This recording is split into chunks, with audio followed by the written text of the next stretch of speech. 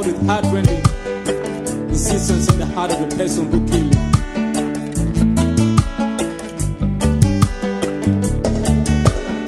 Peace is possible if it is truly will.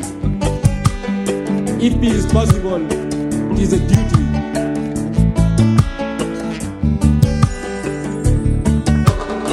Reconciliation is the way to peace, but the first and indispensable reconciliation is the reconciliation with God. True peace must be founded upon the sense of the intangible dignity of man. I know it must be possible to live without hating and killing, but I want to tell you something. If you want peace, work for justice. And for the heads of the states and political leaders must not sacrifice the lives of their fellow citizens.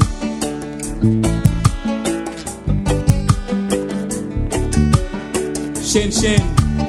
This song tells about the actual war situation in South Sudan. Shen Shen Shen, Shen Shen Mama.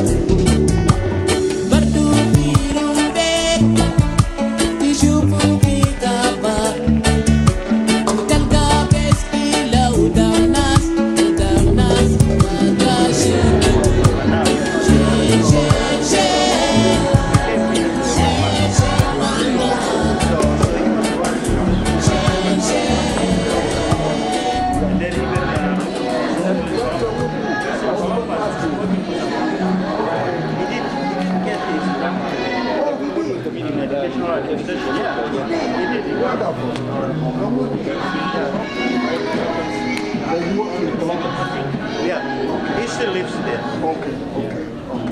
Wonderful. Wow. Because I thought the moon was gone. Yeah. The world is drinking and everything. Why, he's still here. Okay. He's still here. Wow, that's good. That's wonderful. So he will benefit from that. In fact, we could have actually done a better use of steam there. Pushing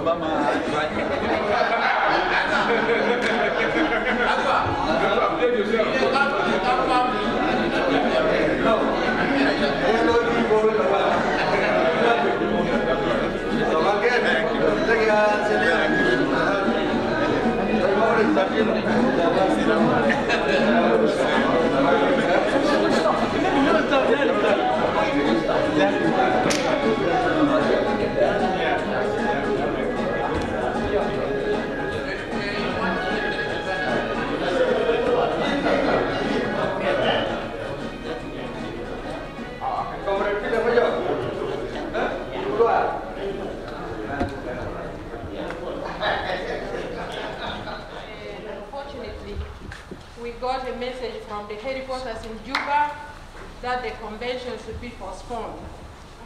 And it took us a while, a lot of meetings. The ambassador was here with his team from Washington, D.C.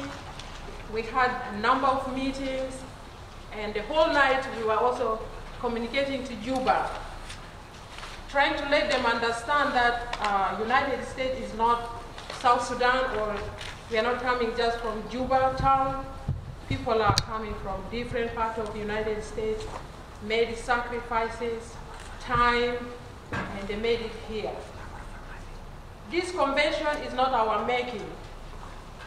Initially, when we started this idea, it's just a matter of concern that was brought to the attention of our president, who is the chairman of the SPLM and the president of our country, when he came to DC and when he came also to the United Nations. And our concern was taken into consideration that we might have a convention. We never set the date. We got the information from Juba that the convention was supposed to take place in October. We told them we cannot do the convention in October because the president was here in October, and we cannot just pull everybody from different parts of the United States just to come for convention just within a month. It was impossible. Leave alone communication with Juba or whatever resources they promised that they could help in order to pull us together. So we decided that the best for us, Thanksgiving is the holiday that many people will not be working, so that we come together. Even that met resistance. The organizing committee was collaborating with our office in Juba. We wait for them to make the decision. And the office of the SPLM National Secretariat also did not want the convention to take place this month. So we relaxed, everybody relaxed, thinking that we are waiting for the SPLM National Secretariat to make the decision and the move, because in their communication, which we were also copied, the National Secretariat was supposed to respond to Susanna Jambo. Now, the final thing that happened, it all caught us by surprise. Susanna Jambo sent a statement out that the convention is going to take place this month on the 25th, which was Tuesday. So the organizing committee corrected that cannot be possible. At least let us have it on Thanksgiving.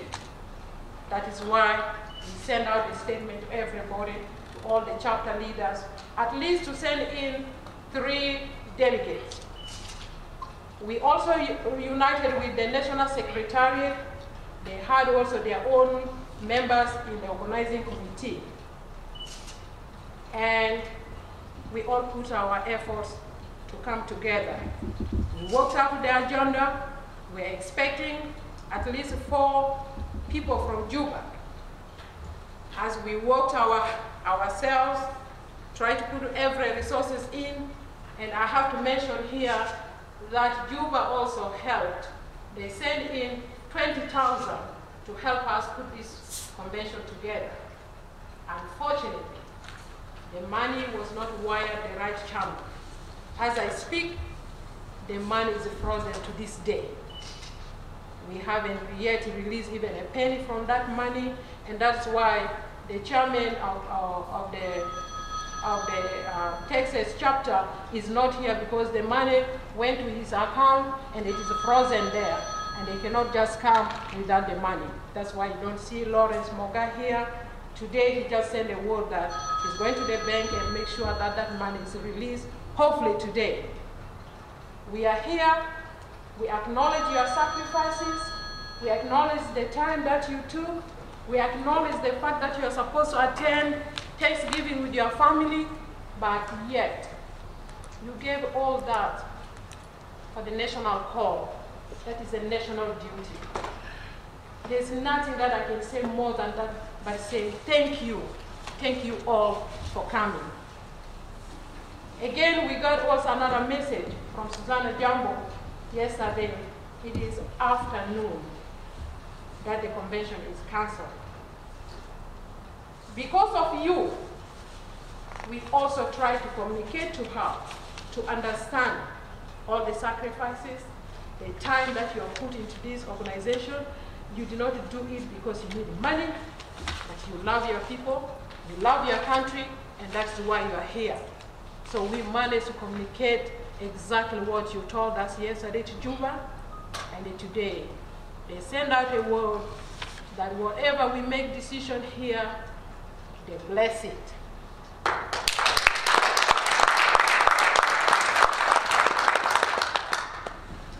Again, it will not be complete if this is blessed. Why? Because the man we elected in Minnesota in 2010 is not here. So as I was communicating with Susanna Jambo, I said, Susanna Jambo, we are going to make decisions here, but those decisions will not be complete because you bless it at a distance.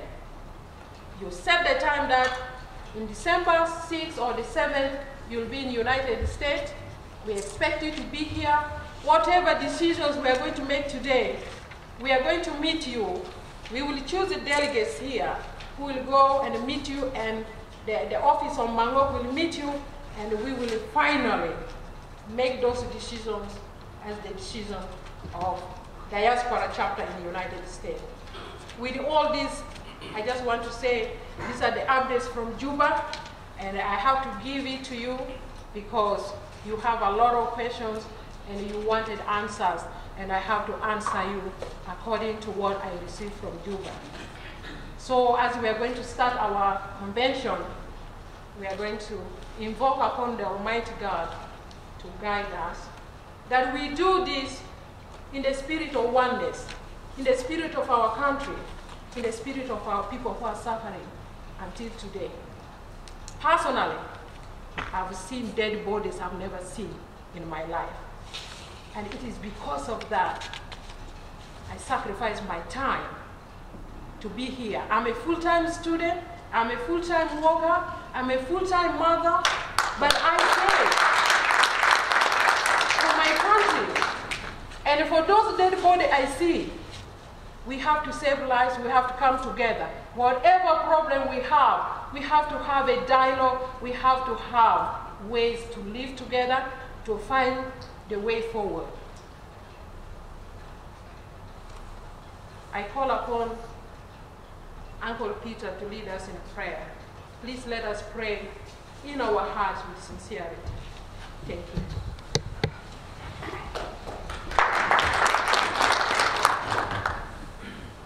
Thank you. Let us pray. God, you said if two of us come together and we trust in you, you will help us. So we, as we gather here as members of SPLM, Sons of Southern Sudan, we gather here with one heart, united. We want you, Lord, we ask you, Lord, to bless us, to help us, come together, brainstorm in the spirit of unity, as you have seen, Father, the crisis that our country is going through. So help us, God. Let us brainstorm peacefully and successfully in order to achieve the aim of our gathering here. Lord, you said that if we give you everything that we have, you will help us. So God bless us and bless this gathering. Let us confer in peace. We ask this in the name of our Lord Jesus Christ. Amen.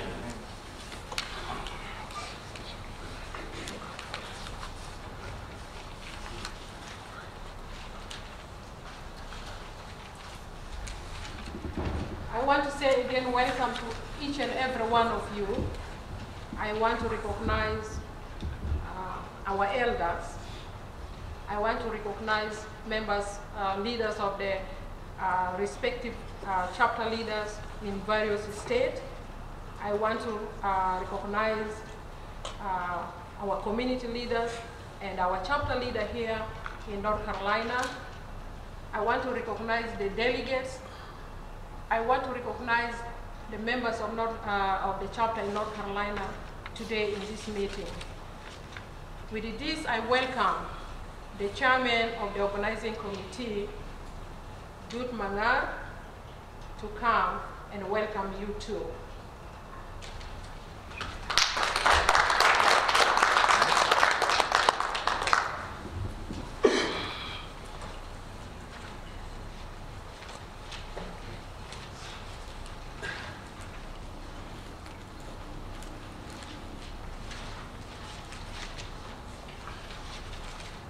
Good afternoon. Good afternoon. On behalf of the organizing committee, I welcome you all with all my heart, open arm. I will first start with introducing myself for those who do not know me. First of all, my name is Dut Mangar Malek. For those who want to know where I'm from, and I'm in Rubik, Lake State. I started my schooling in Khartoum, 1973 to 79, and also in Juba 1, Al-Wabugul Sadar al-Kuwaitia, from 79 to 82. And I went to Juba Day secondary school from 82 to 85. And I went to Juba University and Natural Resources and Environmental Studies, but I didn't stay there. And so I went to Egypt and studied veterinary medicine. Graduated in 1993, and I stayed there a little bit, and I came to the United States in 1998. It was September 28, 1998. So I have been here for almost 15 years. To start, I am also currently the chairman of, or a chapter leader of the state of Connecticut, and a temporary chairman of the organizing committee, which means as soon as we leave this place with all our resolutions, with all our talk, with all our problems, this committee will be no longer there. Ladies and gentlemen, I will recognize all the chapter leaders with their delegates, and also recognize the committee, the organizing committee. We are supposed to have our leader, Secretary of External Affairs, Comrade Susanna Jambo, but for reasons beyond her own control, she's not here today, as well as other three prominent SPLM delegates who are not here today.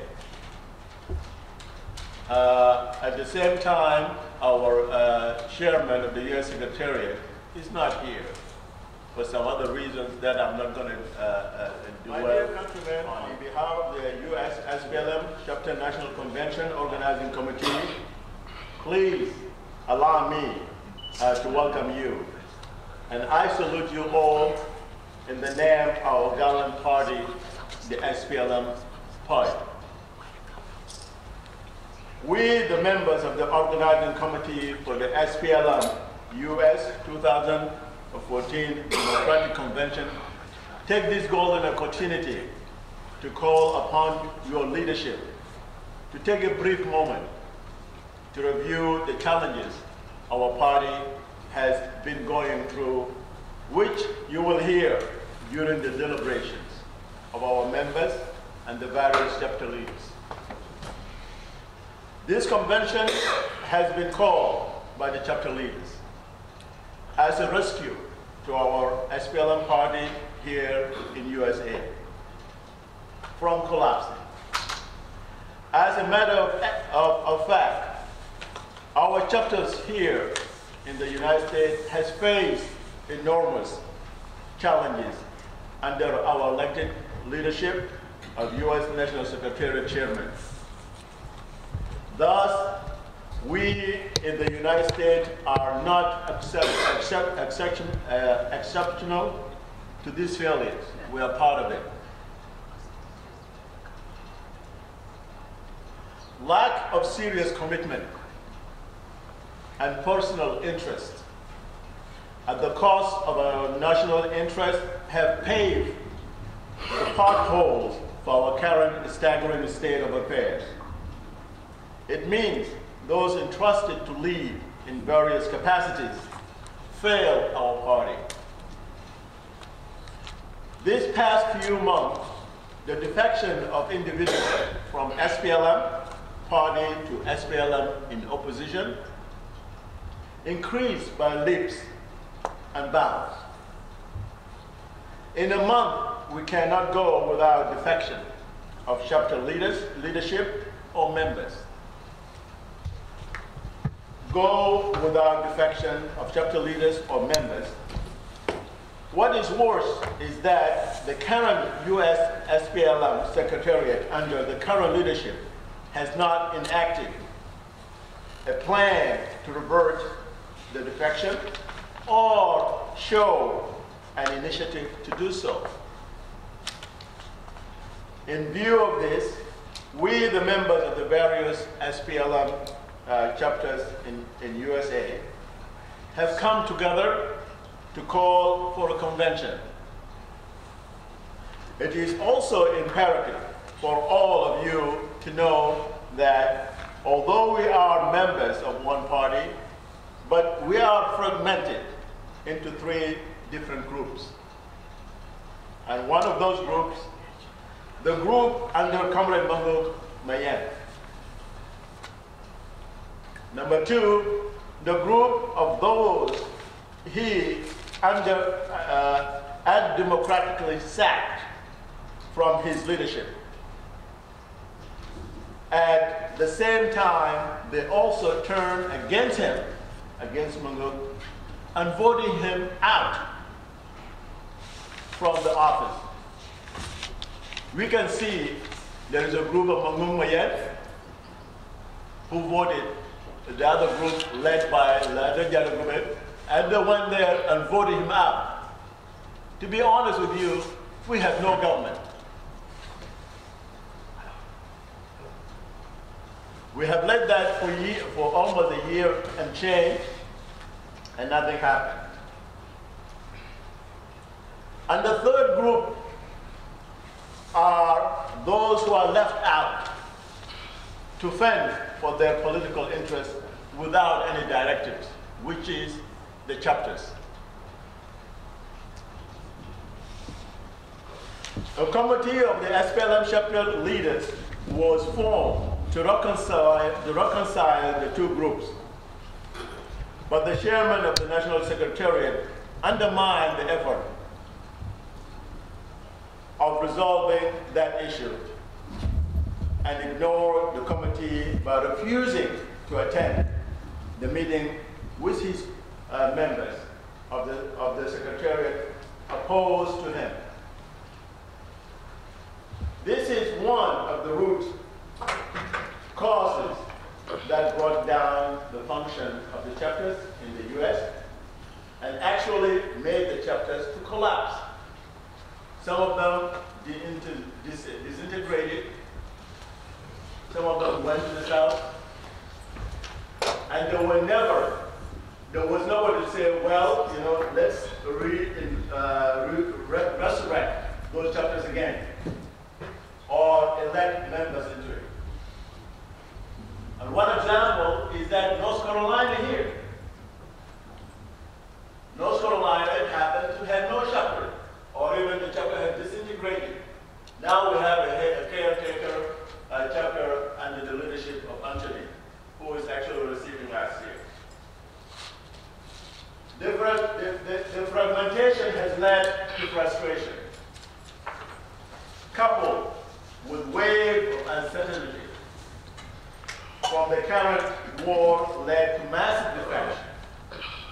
So, we believe the vision of the SPLM is greater than us, that extend back to the dark days of our struggle, where our martyrs served our cause with dignity and honor.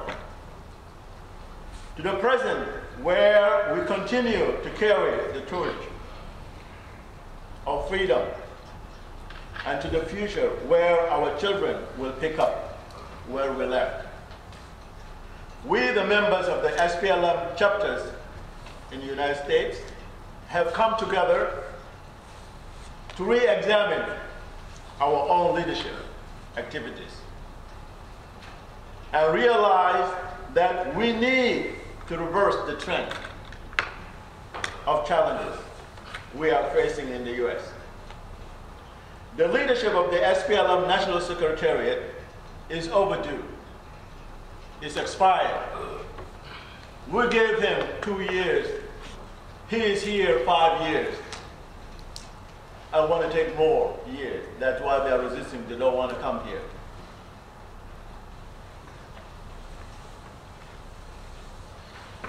The leadership of the SPLM National Secretariat is overdue.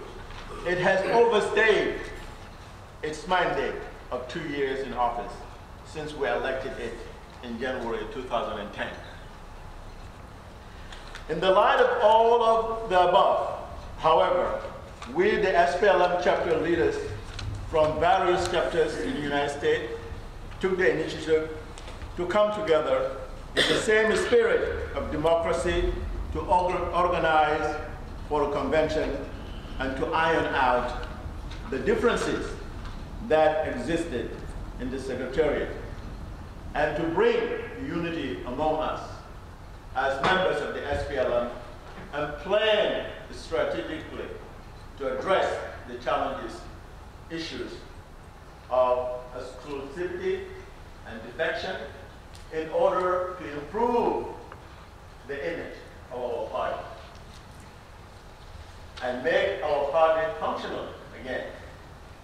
Hence, we, the organizing committee, propose the following. And before I go through those proposals, it is that it is not our function, it is not our duty to tell you what to do. It is we, the chapters, we are the governing body all over the United States. It is we who have organized the U.S. National Convention 2010 with our own money, time, and energy, and brought Mahmoud Mayan up. We gave him a mandate, and we thought that we would be there for 2 years. Unfortunately, that wasn't the case. It is we here again took the initiative and said, you know what, let's take our party back into the track. Let's take our party back again. Things have gone wrong, and that's why we're here today. One of those proposals that we'll put together is either you form an interim governing body to carry over the responsibilities of the SPLM in the United States. And that brings with it that we have to raise money again. We have to travel 30 hours again to wherever that locality of the convention is going to take place and going to elect a body, which means we're going to repeat the same thing over. But it's a proposal. It's just a suggestion that you guys are going to decide upon. And it is a proposal to guide you on the decision you're going to take today from here. Number two, leave the status quo, which means we'll leave Manguk as it is and say, go ahead, with a lot of prayers.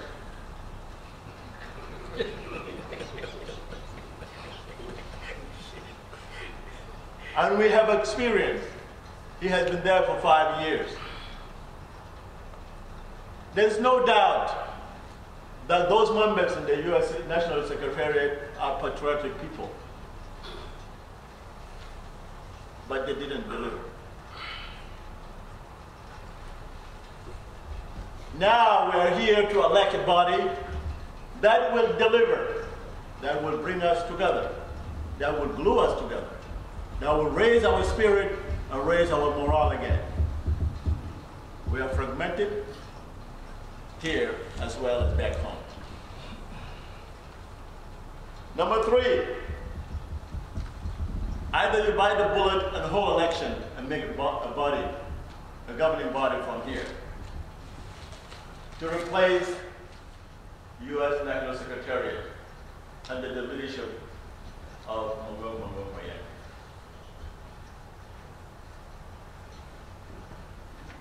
Moyen.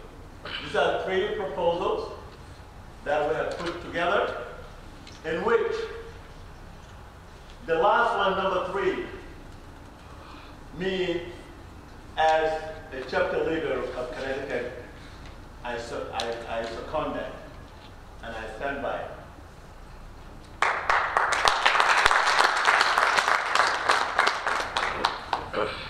But it is only me. The rest is yours. And you have to come up with a decision today and not tomorrow. I understand most of us here have sleep, maybe have headache, because of no time sleeping at all. They're traveling 30 hours from where you're coming from. That means that we have to come up with something today.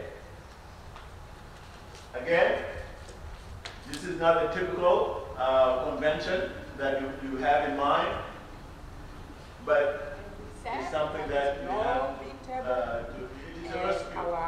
Our leaders were there, Mary Wani and Abu Makwat, and women were jumping on the table. They were so emotional about the issues. So I just really want to appreciate you here. You guys are very calm, and especially with the men, they know how to, to chew the bone. I want to welcome the chapter leader of North Carolina, Anthony Major. You're welcome.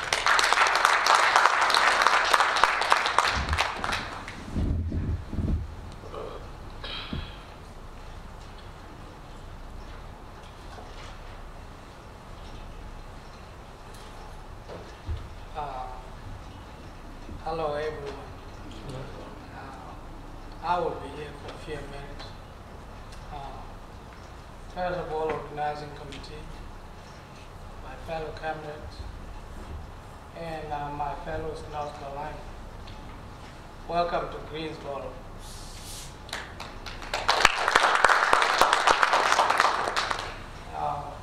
Here in Greensboro, we do celebrate a lot of holidays. And one of the holidays that we celebrate here is Thanksgiving. We have Easter, and we have Christmas, 16 May, Independence Day, and many others. So feel free next time to come and join us. All of you are welcome here anytime. You see, all of us came today because of one reason. Because we all love our country. The same reason was why our ancestors fought with Arabs using arrows. The same reason was the reason why Anyanya 1 and Anyanya 2 fought the war. The same reason was why SPLM we are talking about today, fought the war until they got independent.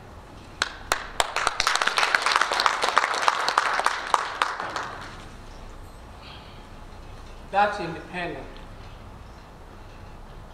was achieved not only because of crisis or fighting, but at last we have sat down with our brothers, like the way we are now, and resolve our difference in a peaceful way. peace is very important. In everything you do, you have to involve peace. Even if I'm strong like what, at last, I will find some ways to sit down with you and resolve our differences in a peaceful way. And here's the reason. I can beat all of you today. But if I want to be successful, I have to find some ways to have peace with you.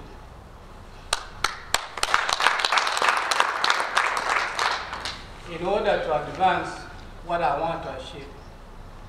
Let us be honest with one another. Yes, there are problems, but we have to solve our problem in a peaceful way. I don't know why Susan Jampon is not here. I don't know why Ambassador went back. But my guess is that I think they need us to solve our differences in a peaceful way. Let us listen to their call and follow our rights. Agiga de mabwada. Agiga mabwada. But if you try to, go through shortcut, you can achieve it now, but it will not last. Let us be calm and find some ways to take our chapter or our leadership in the right direction in a peaceful way. I will talk later on. All of you are welcome. Thank you. Regardless of our differences, political differences, we have always remained one. When it comes to activities, we always unite our forces, we call each other, and we work together. And this just did not happen overnight. It takes truly a great leader, a man who loves everybody, a man who leaves behind even if he's not in the front. That man has made North Carolina what it is, especially our community. That man, since I came here, I have a high respect for him. He doesn't divide us into tribes. He will always stand one and only South Sudanese leader.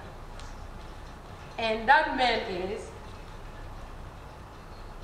our father, our uncle, whatever title we want to give him, Dr. Abanik Hino. You're welcome. Winter time in the United States and elsewhere.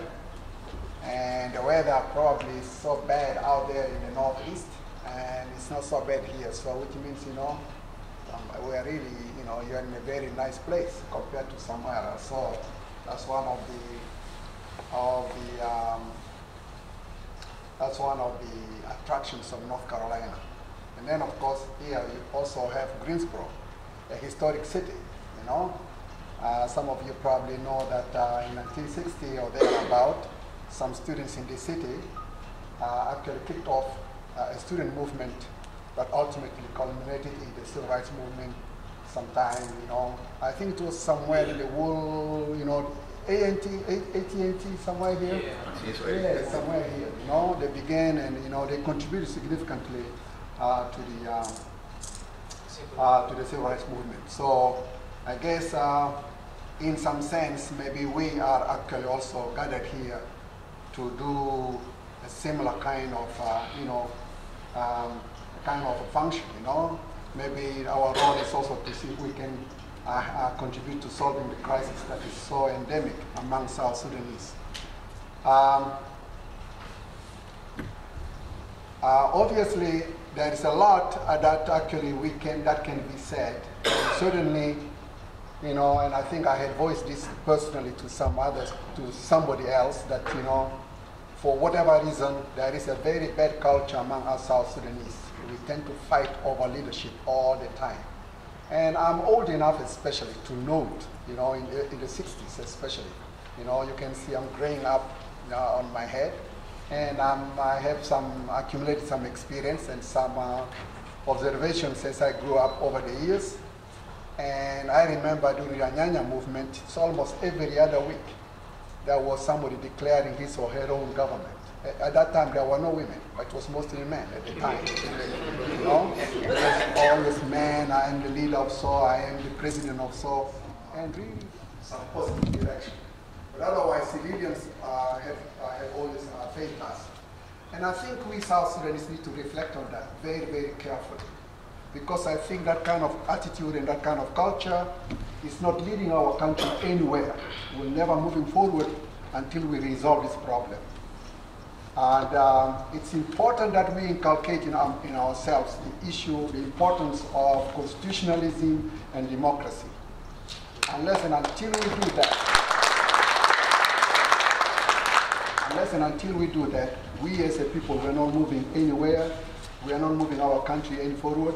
And believe you me, we might even endanger the kind of dearly won freedom that we got a few years back. You know, the possibility of us tearing this country down just simply because some individuals want to become leaders. You know, and they would want to become leaders at all costs, regardless of what. I think that culture we really need to reflect very, very carefully about that.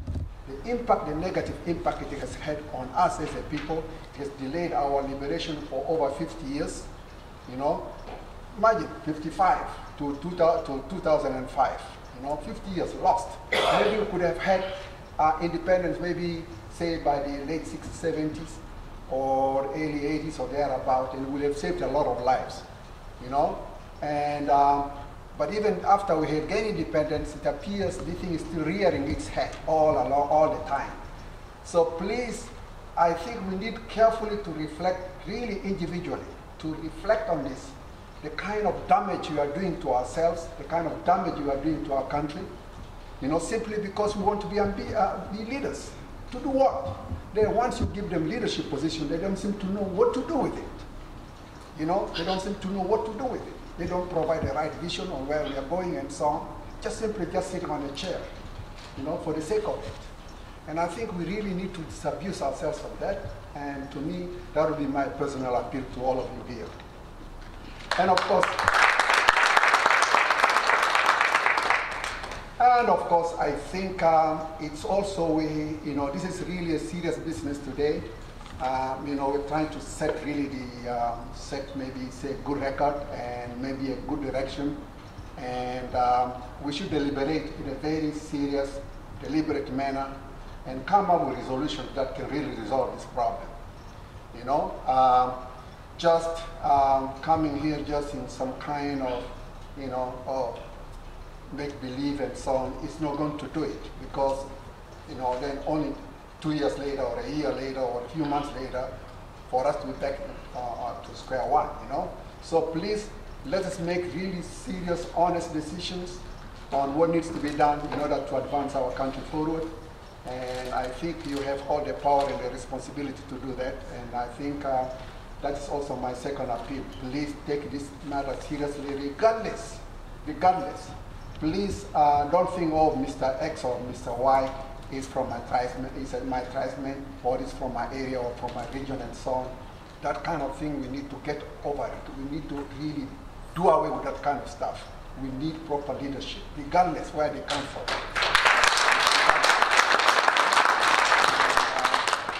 And I think that would be my third appeal to all of you. And you're all welcome to North Carolina. Thank you for being here.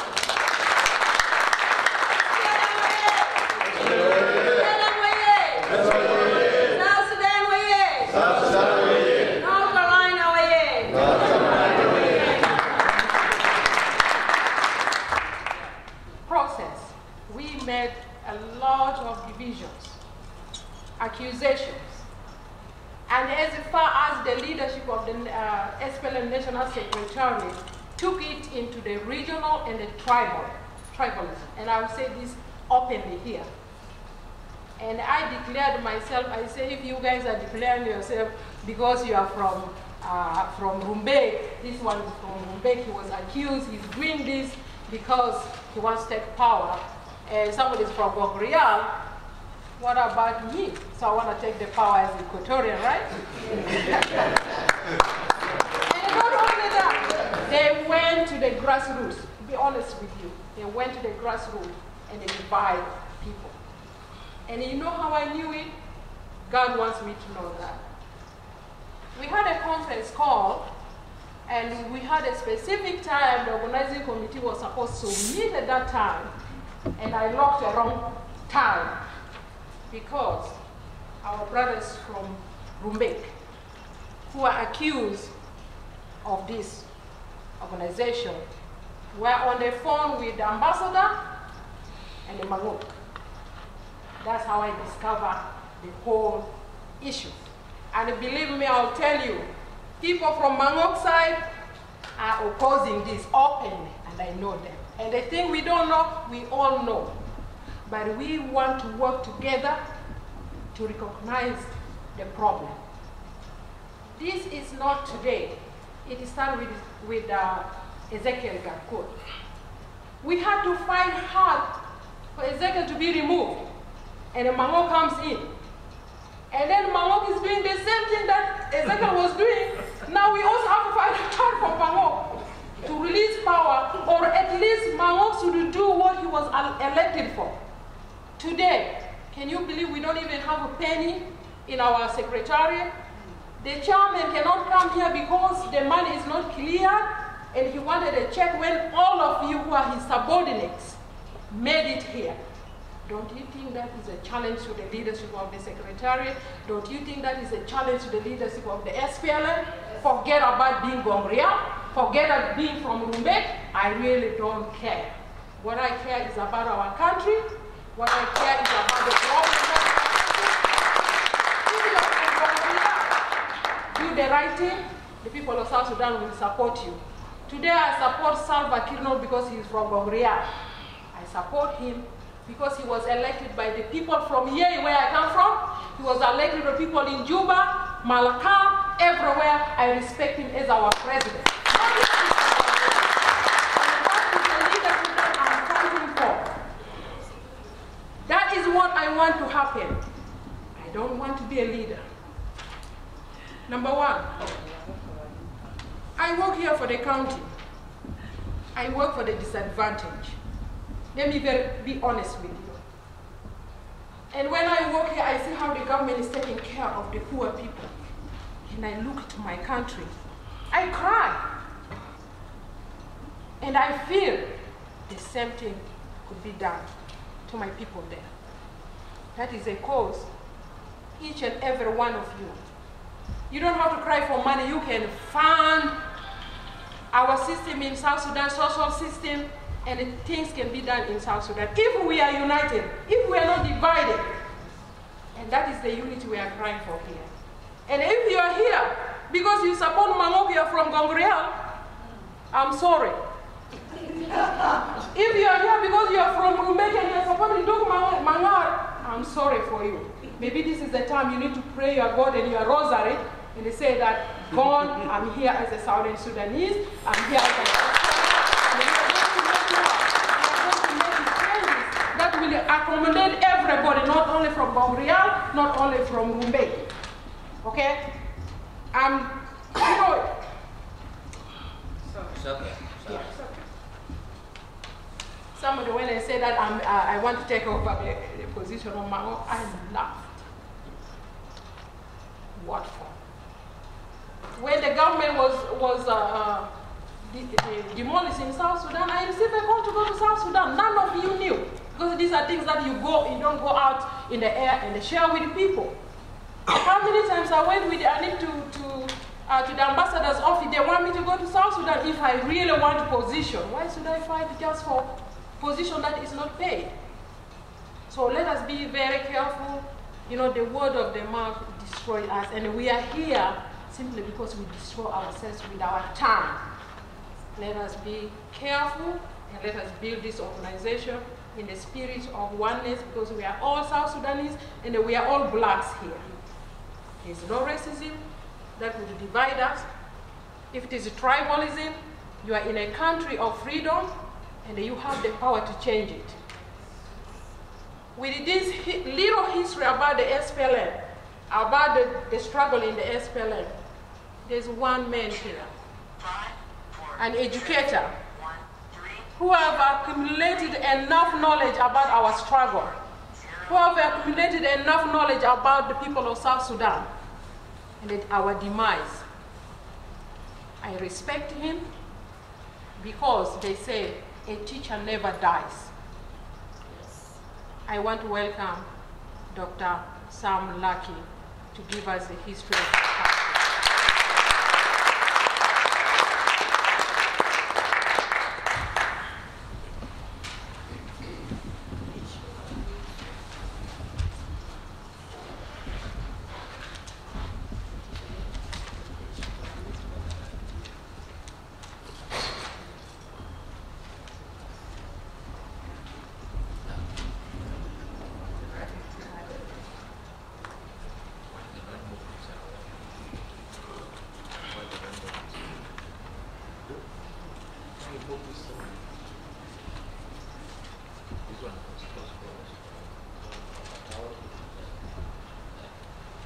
So we can see Secretary.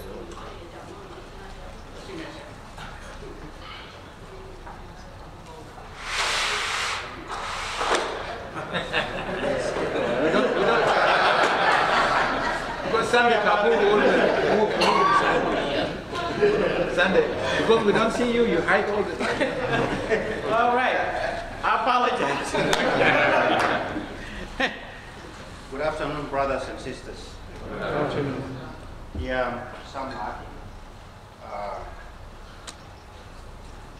When I was approached that maybe I should come to South Carolina and just be with the rest of the brothers and sisters here, my first comment was, well, you know normally that I don't really participate in party politics. Why should I have to go? The individual that contacted me said, well, it's not only about party politics, because party is about everything.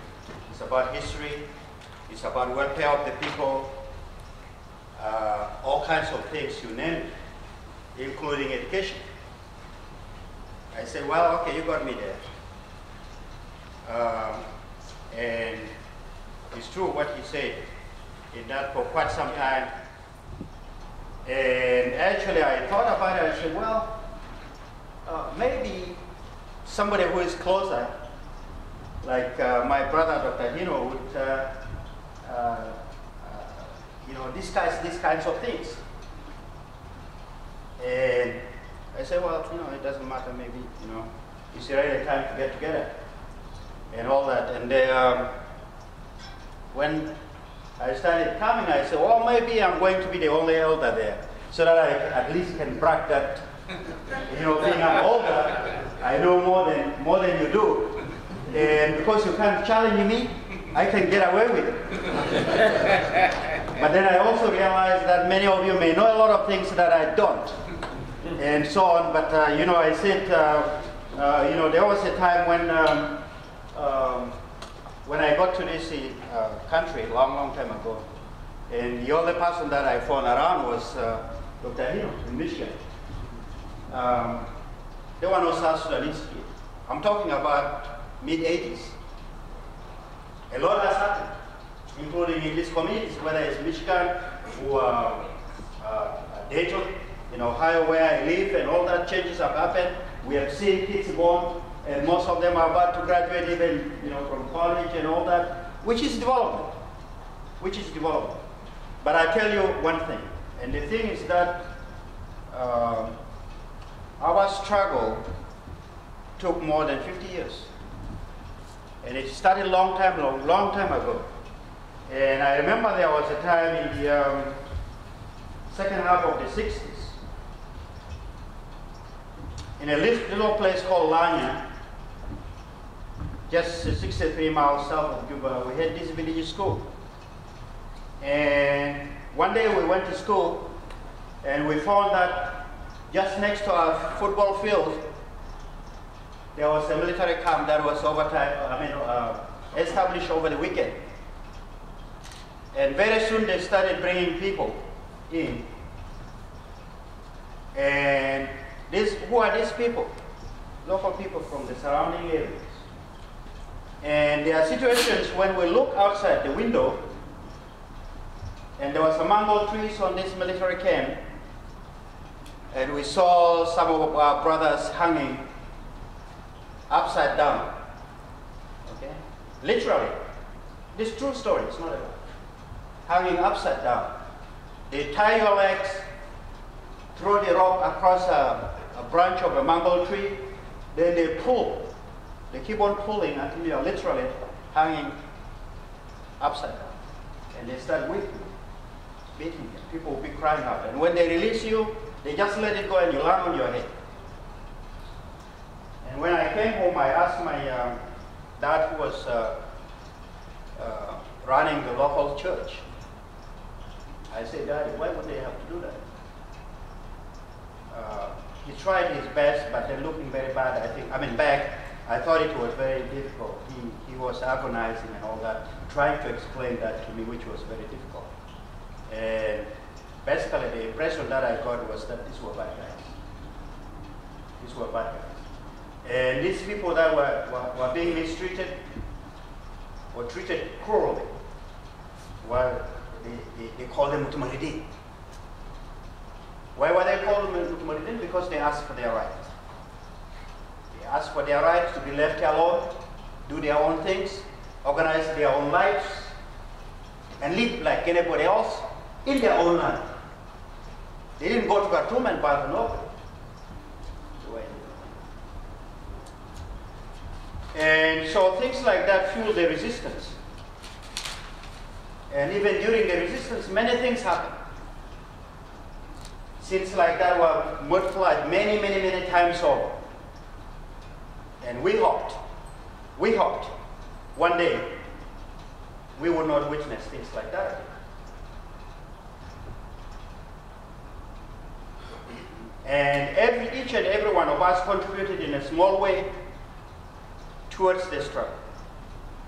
Others carried arms, others just talked, others organized, and all that. And like in the earlier days, Abanik will tell you when we used to live in Michigan, many people in this country didn't know the problem of South Sudan.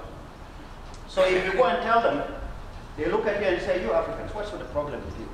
You just keep on telling us that some of you are bad. Why don't you all get along? And besides these black people, you call them Arabs. Why do you call them Arabs? You can get along. They're your brothers and sisters. You're just very confused people. We say, no, this is different. We are just being discriminated because of our race, because of our culture, because of our religion, everything. And said, you look at South Africa. Those people are being discriminated because of race. But ours, the religion is even on top of that and all that. We just cannot get along with these guys, so we need to be left alone. So it got into a situation whereby we were looking for opportunities just to show up to talk about the problem. I could get invited by people that are animists, these people who don't believe in religion, Christianity, and say, come and talk about the problem of South Sudan. A friend would say, well, these people don't believe in religion. Why should you want to go and talk to them? I say, I'll be there. I'll go there and tell them, you see, these other people that are actually mistreating us are so religious that they are trying to force us to be like them. They want me to denounce my own African beliefs in order to become a Muslim and then live like them. Then they say, oh, why would they do that, and so on. Then they will listen to me. And then if a Native American group invite me, I tell them, I say, we have people that have come from other parts of the country, are basically mistreating us in our own area and so on. And then they say, yeah, we've seen that before, and all that. So you basically could go to any group and sell your story, and it would be convincing. And that was a time when very few Americans knew. I'm talking about the 80s and the 90s and so on. And earlier on, somebody was saying that some of the leaders were not able to make it here because check didn't clear. So you didn't make it here, right? Because the check didn't clear. You all didn't make it here, right? If there's a will, there's a way. If you have to sit there and wait until the check clears to go somewhere, you got a problem. You got a problem, because in those days, when we get invited, you get your old car. That sometimes when the snow is too much in Michigan, doesn't start. You get into the car and you just drive. You don't ask for those people to send you a car or to give you some money or whatever and so on. Nothing. You get into it and just talk to them. And sometimes I remember vividly, there was a time I drove all the way up to Pennsylvania, and I was returning at night, and about 2 hours away from my home, I couldn't keep away. I had to move to the side of the road and slept for 1 hour, and so on. Those are the days. We didn't wait for checks to clear. We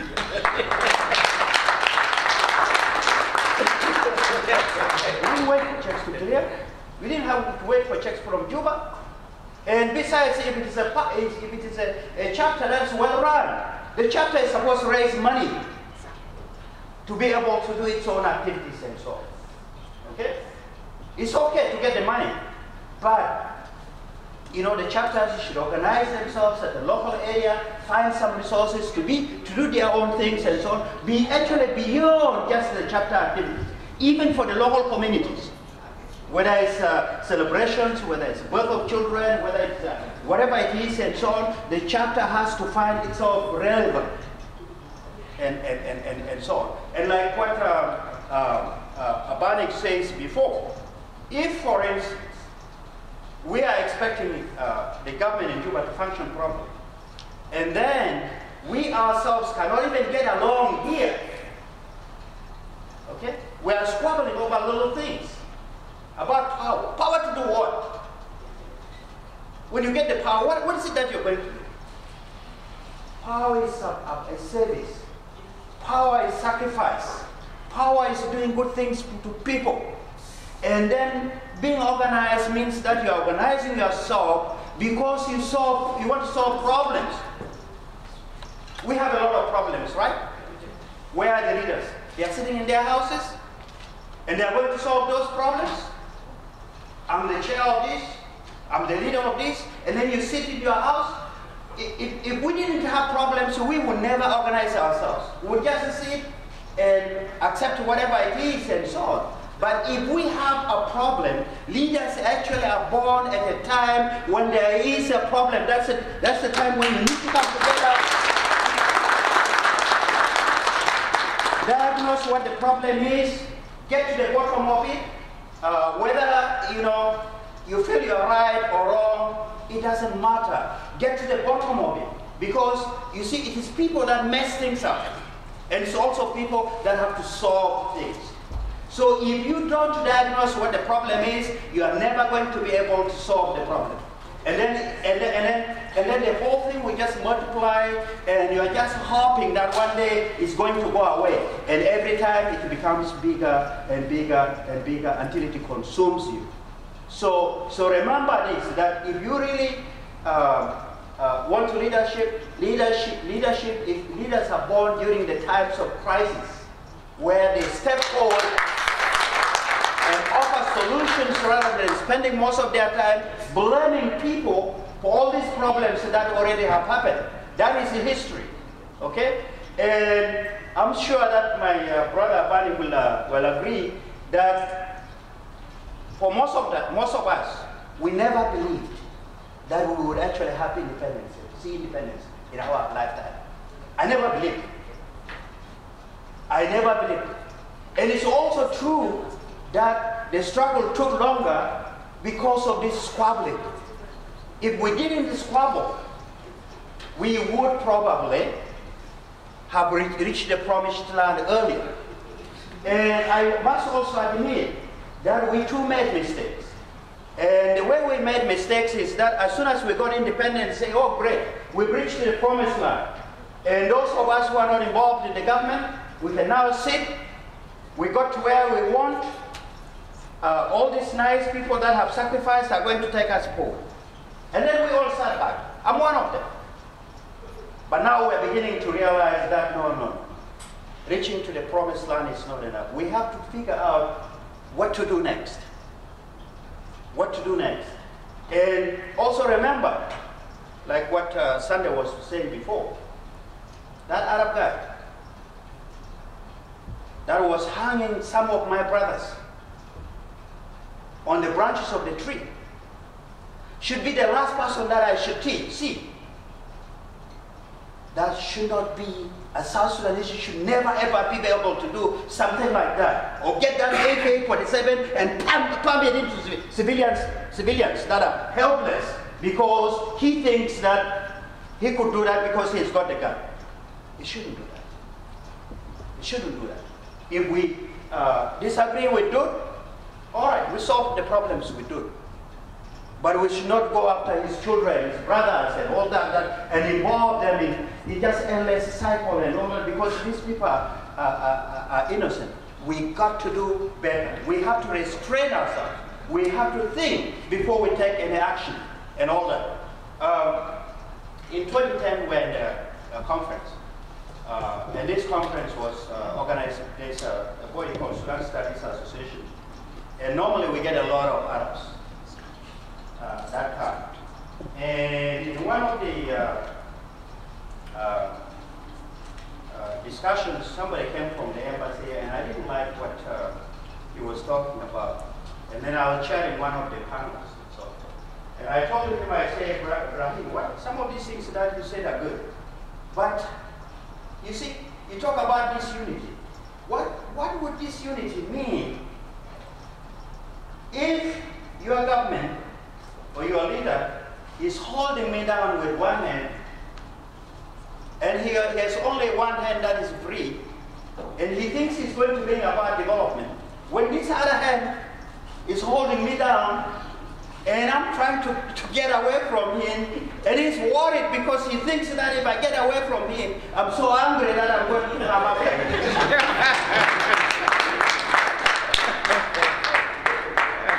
Do you think that I will be a happy person if I spend most of my time holding this guy down? However weak he is. I used to be an agriculturalist. And in agriculture they say nobody is too big to be indispensable. And nobody is too small to be exalted. Okay? And nobody has any monopoly for anything. You know, there's always something in us, we have to channel it into productive kind of forces and so on. And then the speaker that came after me, he said, you're talking about the guy holding you with one hand? No, he actually has two hands over your neck. And I said, oh man, I'm sorry for him because he's got a burden. Not only of holding me down, but he might even choke me and he would have survived. So the problem becomes his and so on, that kind of thing. Listen, I was going to talk about the historical aspect of the struggle and all that kind of thing. But sometimes I happen to be a teacher, and sometimes you get carried away. I talked about something slightly different. I have a few copies of very old paper, which was written in 1996, saying why we needed self-determination for South Sudan. I'll give out a few copies, but what I would say is this: yes, we have problems within the government in Juba, and then for the that they need to sort out. And part of this problem is also because of the way the party itself is organized. And I will tell you something that I mentioned yesterday to some of the brothers. There has never been a government that has survived and has done very well without a support of a well-organized party.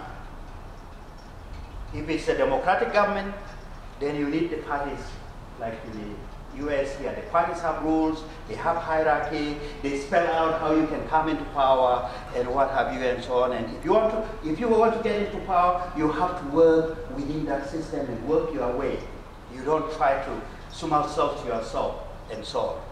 And then even the leaders, including leaders in Africa who came to power through some military coup, after they abolished the parties, after a while they realized that they can't function without parties. And what do? They start forming some sort of parties. For instance, Nimeri formed the Sudan Socialist Union and organized it so well that whenever there is crisis in the government, the SSU would actually be the car to come and try to resolve some of these problems and so on. So this is something that our brothers and sisters in Juba have not figured out here. If the party is not strong, the government will never be strong. You need a party. And it doesn't matter whether it's a socialist party, whether it's a democratic party, whatever, you need that. It's got to function strong and all that. It is the one that gives the government strength. And then also in the US here, you have to accept to the rules and procedures and all that, the hierarchy and all that. And if somebody feels very strongly that they really deserve some sort of leadership and you have a meeting like this, instead of boycotting it, they have to show up. And if they got some good ideas, then you can elect them. If they don't have good ideas, they lose. Okay? And again, remember, party is about a service. You don't only show up during the day of elections, and once elections have taken place, you disappear. And then when you haven't done anything good, you don't call a meeting. Okay? And when somebody else wants to call a meeting, then you say, you don't have legitimacy. Why are you calling? And so, you don't work like that.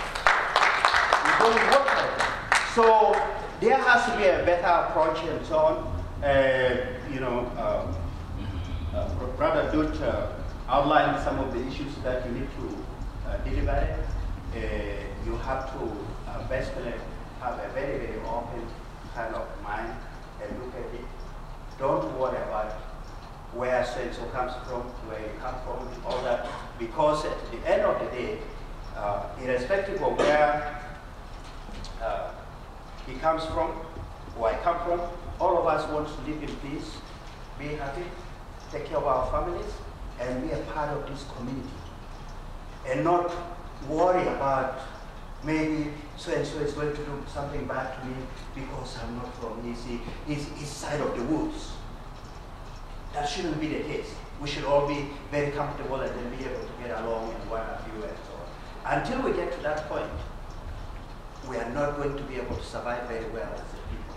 We should not repeat the same things that the Arabs have done to us. Because we fought to stop that. Okay? And we need to work much, much, much harder so that we can move to the next level and at least take care of wildlife, water, whatever, you name it. We have it all. You know? That actually means that there should be no reason why you have to suffer in this world. You can go to a warmer place and have better lifestyle. So, and if we spend most of our time exploiting those resources and so on, in fact, we don't even need to fight over the resources. In other words, I shouldn't have to put me in a plane and then take me to Nairobi. No. Why would I have to be in Nairobi? The first thing that I want is a state-of-the-art hospital. Yes. Get that money. Get a company. Tell me how, those of you who are here with children, tell me how difficult it is when you are away from your family. It's not easy. It's very, very difficult, especially when you just have to have a single mom taking care of the kids and what have you and all that kind of thing. What is so difficult about building nice boarding schools and so on, and then maybe asking people to pay so that these kids cannot be exposed to that East African culture, which is different. Yes. You may be thinking you are sending the kids to school, but they're learning bad things. They are learning bad things that are not very helpful. But if you actually, set up very nice school and so on with some rules and all that, your kids will be nurtured and they are not exposed. By the time that they face the world, they would be mature enough to be able to survive. So there are a lot of things that we could do that we need to think about, all of us collectively. I'm saying this not because I want to blame anybody, but I'm just lamenting or wondering loud about what is it, you know, that we could do if we're actually thinking kind of properly and so on, that kind of thing. So there are so many things in each and everyone's mind, and we always think about the ideal, but sometimes we can't get the ideal one. In economics, we say if you could get the second best, that's good enough, because you can't get the first best, and so on. So I'm really happy to travel all the way from Ohio and be with you all here. I've seen you know, aspects of the problems that Brother Dutch had explained, and they are not unique. Now the challenge is, what do you think is the solution? Don't leave this place and say, oh, Mangok and all that kind of thing, and this, Makan. That's not enough. What is it that you're going to do to resolve this problem? What's the solution? Think about solutions rather than the history and blame and all that, then you'll be just completely paralyzed and not move ahead. Where do you move from here? And so that kind of thing. And then how can you actually make sure that you bring these people back? Because we need them back. You know? The people that decided not to participate, how do you actually motivate them to come back and so on? Because when they're outside there and they're also making noises and so on, you know, we may have to hold them down with one hand too. You know what? Yeah.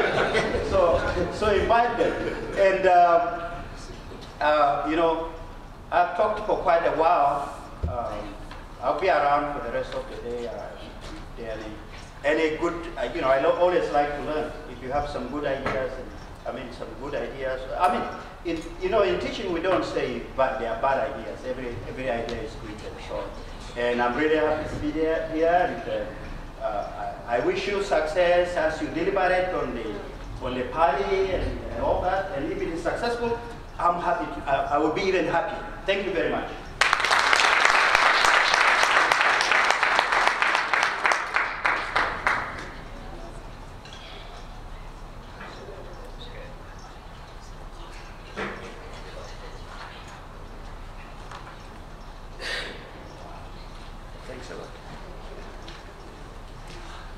Thank you, Dr. Laki, for the fruitful information you have given us. And I know that most of you will be hungry now this afternoon. But as I said before, you know, our SPLM and National Secretariat divided into two. Mangok is not here, but the leader of the other faction is here. And there's something very interesting about this individual. He is my best friend since Minnesota.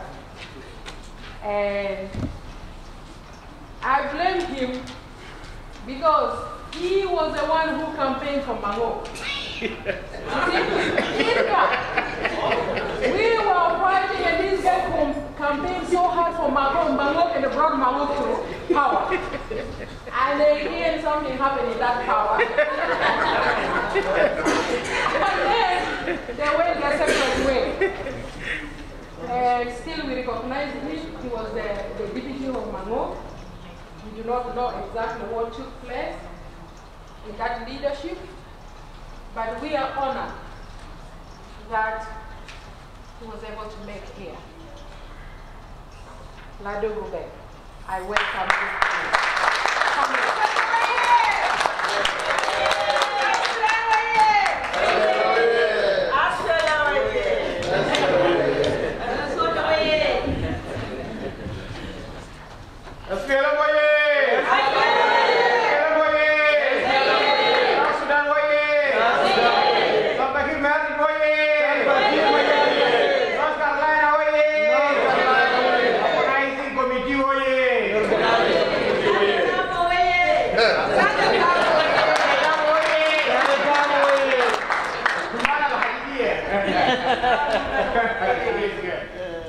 rescue the SPLM in America. As I've always said and I've always believed, that the power of the SPLM USA belongs to the chapters. When the chapters choose to sit aside is when the problems never get solved.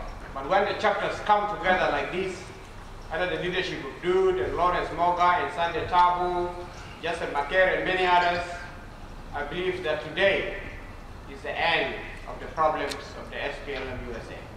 So thank you. I also want to recognize the leadership of the chairperson of the SPLM of North Carolina and Comrade Anthony Major, the community leader of North Carolina, and all the distinguished guests and elders among us, the convention delegates, chapter leadership, and my fellow comrades. Allow me to greet you in the name of our beloved party, the SPLM, in the name of the Republic of South Sudan of freedom and democracy and of justice and equality. On this special day of our second national convention in the United States of America, I salute the SPLM chairman, Salva Kiir Mayardit, and the entire SPLM leadership for their selfless sacrifices that delivered to the citizens of South Sudan total freedom in the independence of the Republic of South Sudan in 2011. I salute our founding father, Dr. John Garang Martin, and all the fallen heroes and heroines of seven fronts whose dream we live today. I salute the men and women of the SPLA for their fearless sacrifices in defending the national security and territorial integrity of the Republic of South Sudan.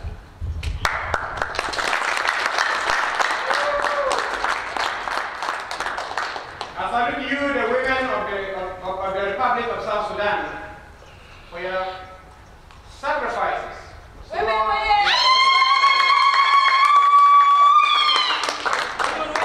the international struggle to the post-independent South Sudan that have made SPLM the largest civil rights movement that is determined to fight on behalf of many who needed burden lifted and barriers removed. I salute you, the youth, for the future of our party.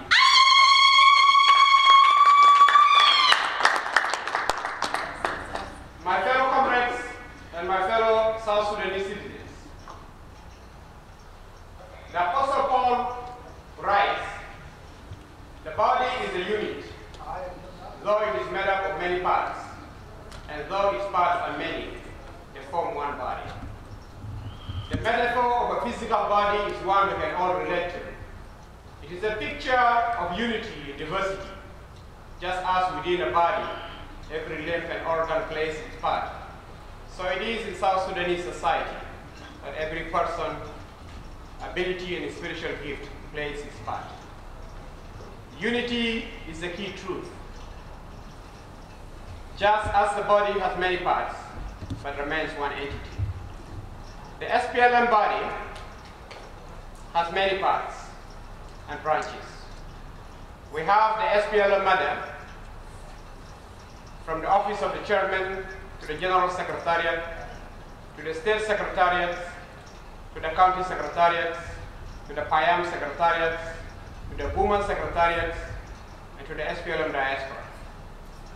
Then comes the Women League, the Youth League, and other leagues, like the Senior Citizens League, the Workers League, the Professional League, the Disabled Leagues, and so forth. All as parts of the SPLM body. And one cannot function without the other. They are all an integral part of the SPLM body, united. And if one is not doing well, the other cannot do as well. We have assembled here in North Carolina this afternoon with a sense of self-belief and a greater need for collective responsibility. comrades, young and old, men and women, short and tall, light and dark skinned, educated and not educated, alike, as one people. We have come to realize our common destiny, that we are one people with one mission and under one nation. Irrespective of the tribes we belong, the languages we speak, or the regions we come from. We are bound together by the spirit of comradeship and greatly inspired by the legacy and the spirit of struggle of our founding fathers, most of whom have gone to join the ancestral spirits like John Garang de Mabio, Carbino Kwanyin Ball, William Nyon Bany, and Arok Tonarok. And General Salva Kiir Mayardit, who is the only one left from the founding fathers, to provide leadership and spiritual guidance to members of the second generation and to you and I of the third generation of the movement. Salva Kiir Mayardit,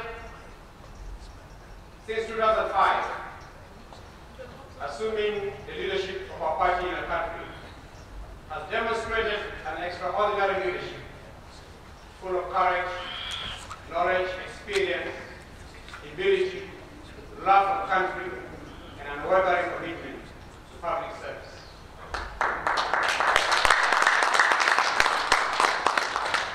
He is truly the veteran of creative suffering and tireless crusader for the rights of the people of South Sudan.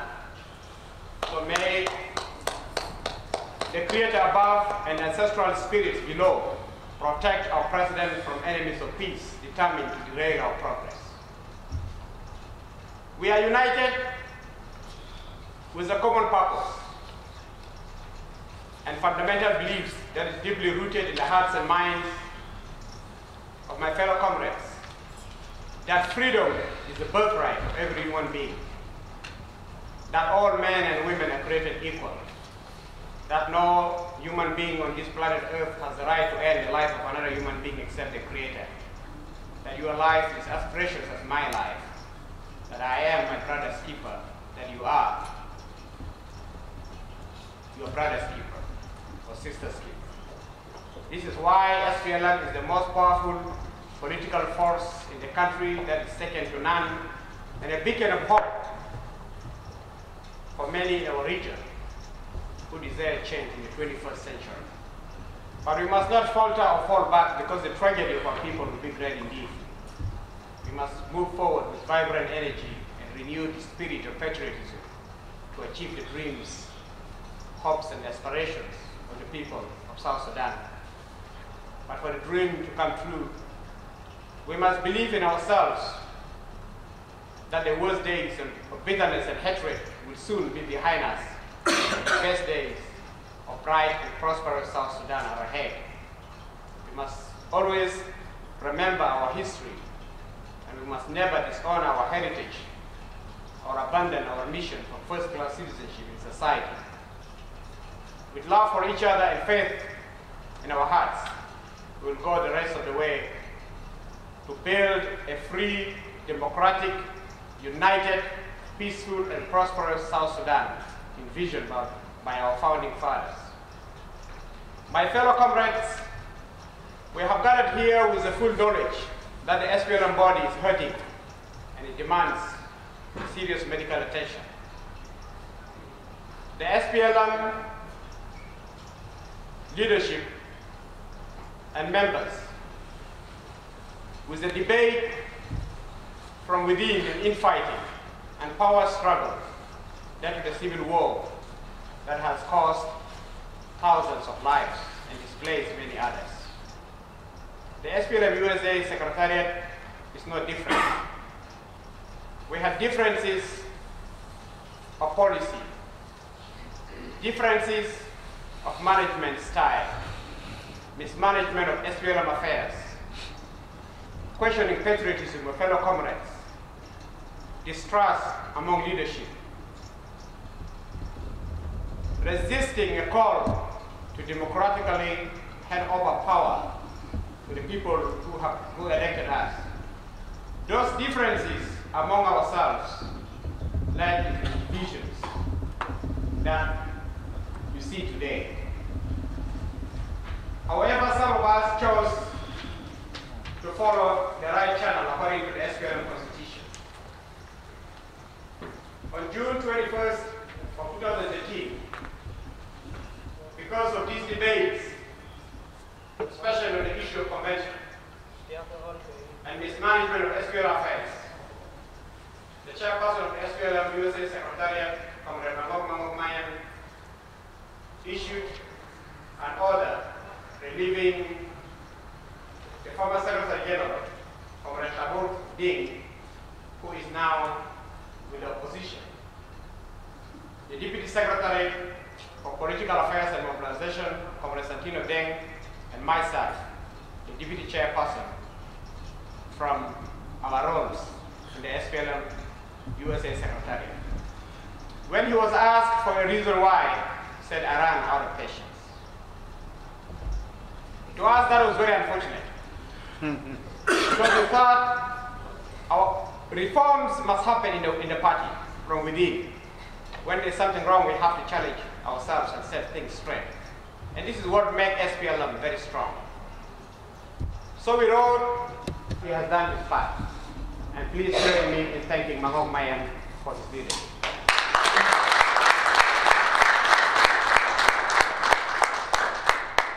Together, let us come and promise ourselves that the worst days are gone. That this is the beginning of the new SPLM in America. A new SPLM that will achieve the SPLM agenda in Washington and in New York. The new SPLM that will defend the leadership of our party and country, improve the image of our country in this country, mobilize the international community to invest in South Sudan. The new SPLM that will unite the SPLM ranks and bring the community together to work with the belief that they cannot be who they ought to be until the others are who they ought to be. That we are all one. That is the vision of the SPLM. And that, I hope, will be the results of this convention. Dwelling on our differences a lot will not help, but we must come with solutions, and we must unite for the sake of our party and for the sake of our country. So together, my friends, let us end hatred among our fellow South Sudanese and promote love, harmony, and coexistence among the people of all tribes, of all regions, and of all parties. Together, let us educate South Sudanese children to the wonders of your world. Together, let us help to feed the poor and to prepare them to become taxpayers instead of corrupt tax eaters. Together, let us protect the rights of women, the rights of the disabled, the rights of the elderly, and the rights of every citizen of South Sudan. Together, let us end this war among the angry brothers of South Sudan. And above all, my countrymen and women, together, let us build a nation that will give us the riches of freedom, equal distribution of resources, and security of justice. In closing, I want to leave you with my favorite quote from Nelson Mandela. During my lifetime, I have dedicated my life to this struggle of the African people. I have fought against white domination, and I have fought against black domination. I have cherished the ideal of free and democratic society in which all persons live together in peace and with equal opportunity. This is an ideal for which I hope to live for and see realized. But if need be, my Lord, this is an ideal for which I prepare to die. My dear brothers and my sisters, our vision is very clear. The need is so huge, and the strategic moment of opportunity is before us. The future is pregnant with promise, and it's so bright. Let us meet it with joy. Let us meet it with hope. But most importantly of all, my fellow comrades, let us meet it together in peace and unity. May God bless you, and may God bless the Republic of South Sudan. SPLM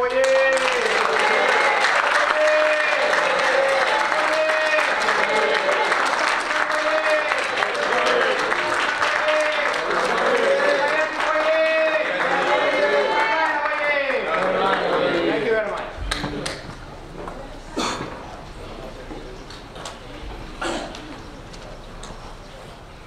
I have to take over the role of the MC because our lady Sandy Tabo is going to run around, bring some food. Again, my name is Jun Mangar. Thank you very much, Comrade Lada Yadabek, for your speech.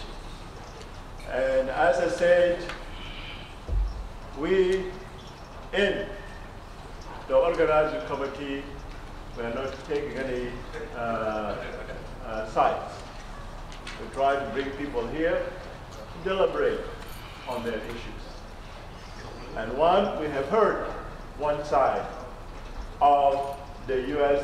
National Secretariat, Lada Yadabek, who was the deputy chairman to Mongok.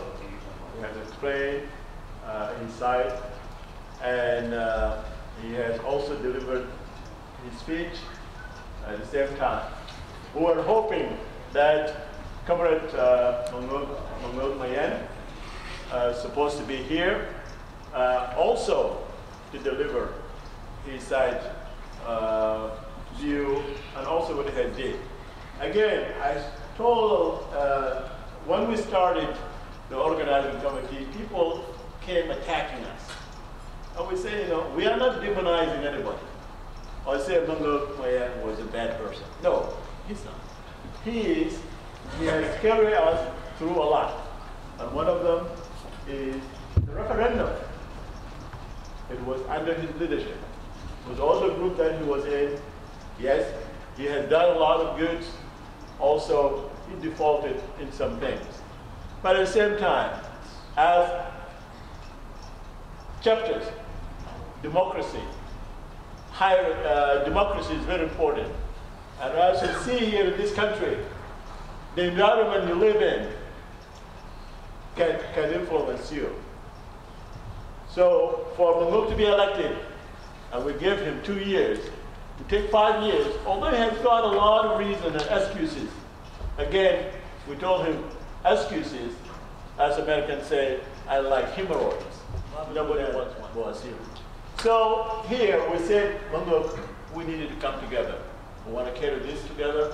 We want to do election and go through. Let's maintain the democratic process. We want to maintain that. We want to make it as a culture. We want to make it systemized. We want to make it systemized, which means that it becomes very natural. When you come in, and you know naturally that in 3 years you're going to hand over. So you do your thing and prepare yourself.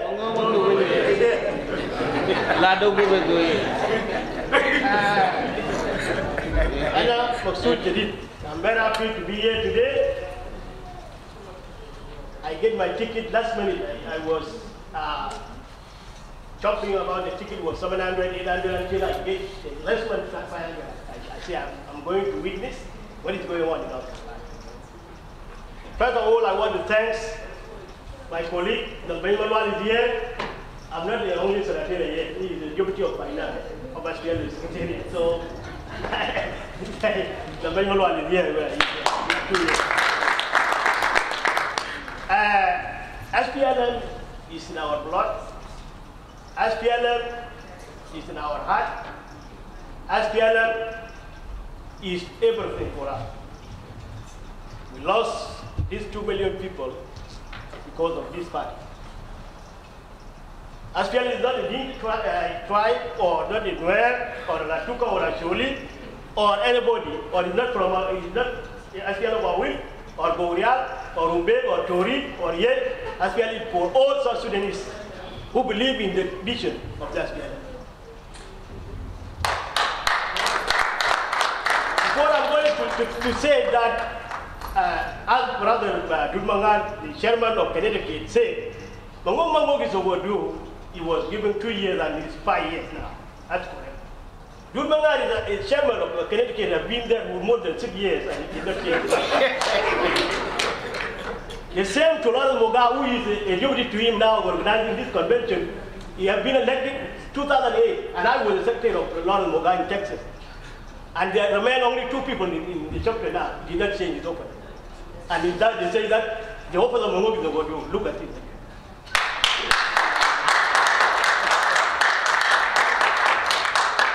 The issue of changing the SPLM is for everybody to elect the new leader. Mangok will go through the process. When we go to Minnesota and elect Mangok, there are more than, I think it's 26 or 27 states, with 3 people from each state. I came from Texas with Lawrence Moga was my chairman. I was Secretary General and the Vice Chairman, according to the hierarchy of the SPLM chapters. Those who come for delegation should be a chairman, and deputy, and the Secretary General. So I don't know now how many chapters are here today. So I think Mr. Dulmangan will let us know today how many chapters are here who are going to deliberate the election of the new leader. You know we support Salva Kiir Mayadi because he was elected. And the thing that is going to Mangok now is the same thing that was going on with Dr. Machar and Salva Kiir. Dr. Machar was ignoring Salva Kiir, that Salva Kiir is not educated. And let me tell you this. To be educated is not good than not be a wise. The wise person is better than the educated person, and you don't know so.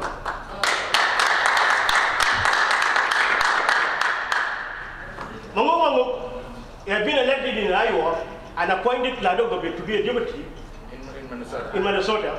And so many people was brought in the office by Mangok, include Sergeant Mayangde.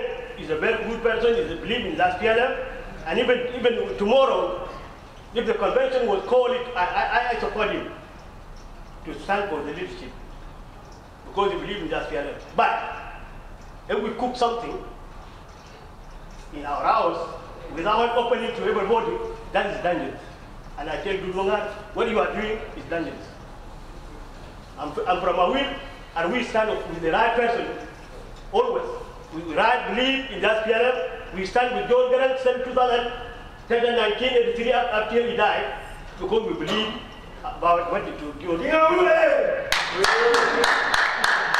The same thing, we are standing with Salva Kiir Mayadi because they have been elected, and we obey the system. The system is that we follow. I'm standing with Mangok now because he was being elected. And if we want to elect a new leader, we have to make the convention open for everybody. Not people. Dulmangan and his group have been appointed by different people, not by Mangok. Even they are challenging the money through the different people. And the secretariat, the bank account opening here in the US in the name of the SPLM. If what we are doing is not a damage to the party, let us reflect and see ourselves first. Mangok is weak.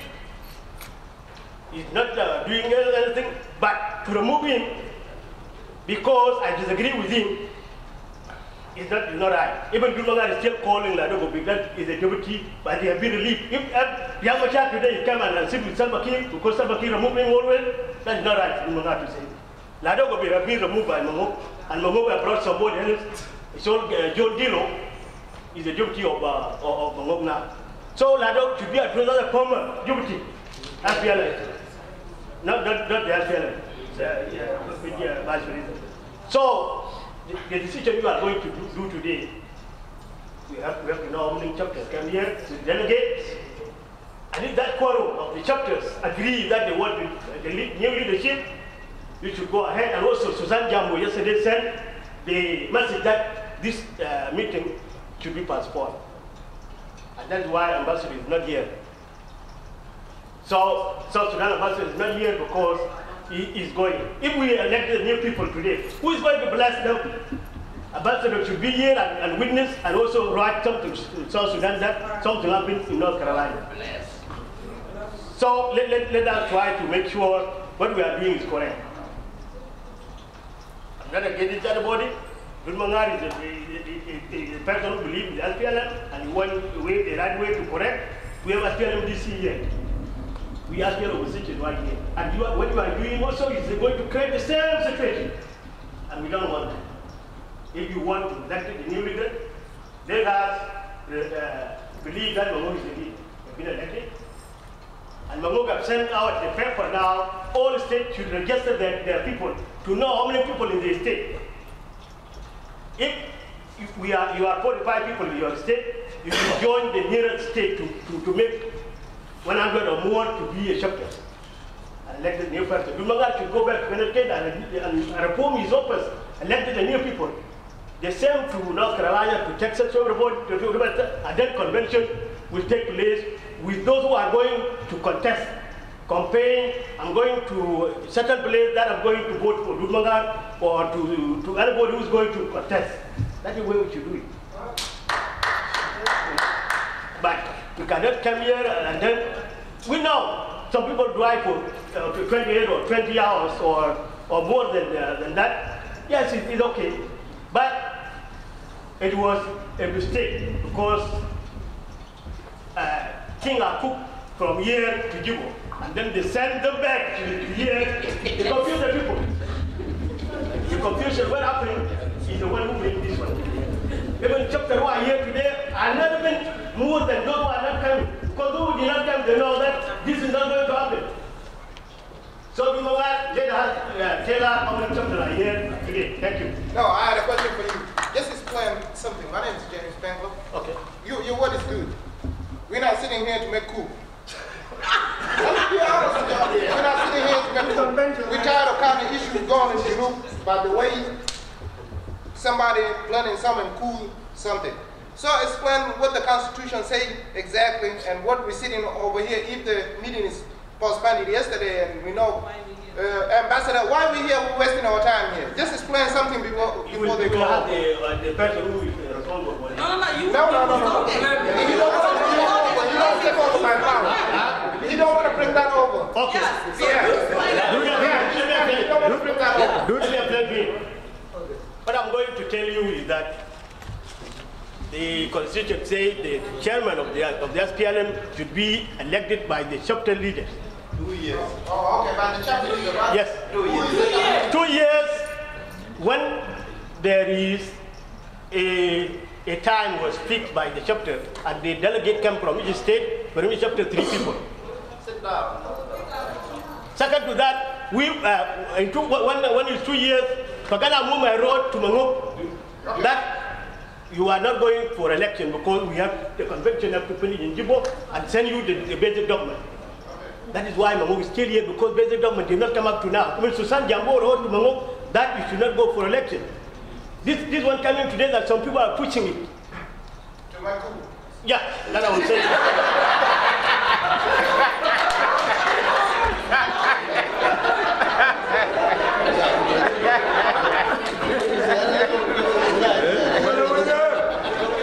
Check out 11, but I told them we are extending our stay. We're staying until tomorrow. So that's why I step outside. Yes, we ask, thank you, Peter. It's good that, as I said, we, the organizing committee, I will try to go back a little bit to explain for those who do not know the background. I'm a chairman of the organizing committee. I'm also a chairman of the chapter in Connecticut. Yes, as Peter said, it was since 2008. Actually, it was the Saturday that I was elected. It's the Saturday that we have trouble. The helicopter of the chairman was missing. So after we did the election, we were worried what's going on until Sunday, the next day. It is a very unfortunate day. Yes, and I was also the organizing committee, the MC of the 2010 convention.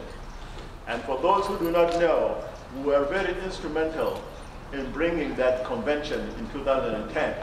It was organized for almost 1.5 years to organize. It started with a 7-man committee, and the reason is that we wanted a centralized body to organize chapters.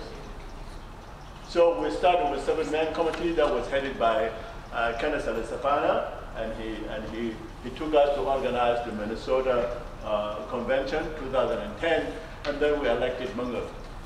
We need a centralized body. And the reason we wanted, because every chapter was going on its own, was doing an election without organization.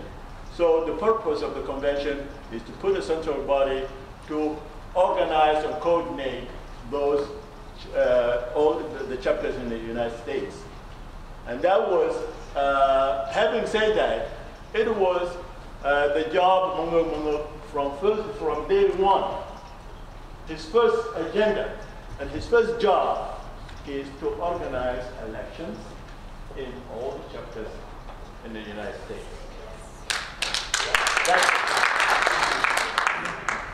First day in your job is to organize. That was what the purpose of doing all of this convention until we elected him. Did that happen? No.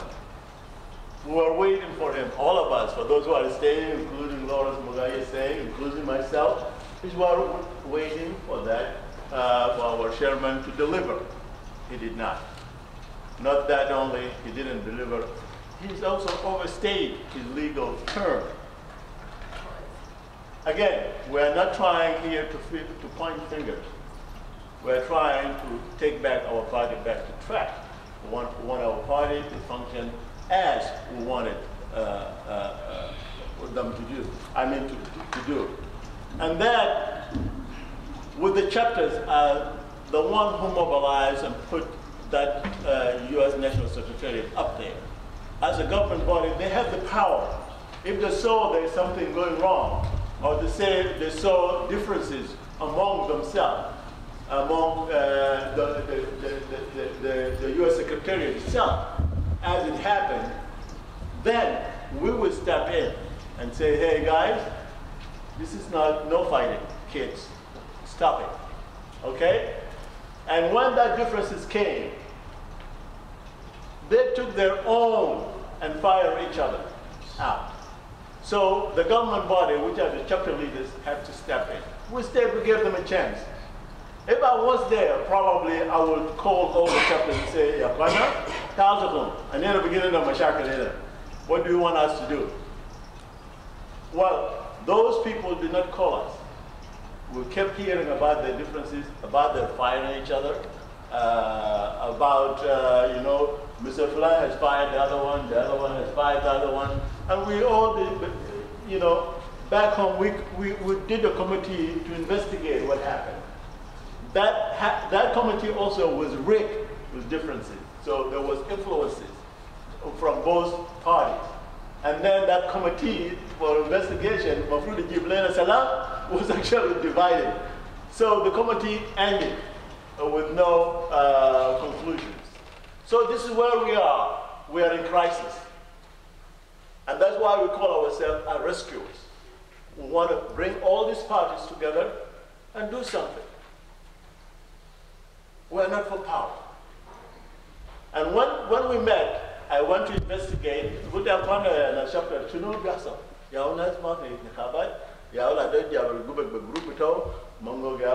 Secretariat as chairman. What are we going to do? So with my investigation, I found out people are not happy. They're ready for a change. Wasn't there already about 18 chapters signed up? 18 chapters. After we finished that, I went to Kalas Square. I said, okay, I'm going to tell my chairman, Munguk Mayet, what is going on. We took that, and I called Munguk, and I said, this is what happened. Munguk chapters are not happy. So we needed a convention to go back to the drawing board. Convention.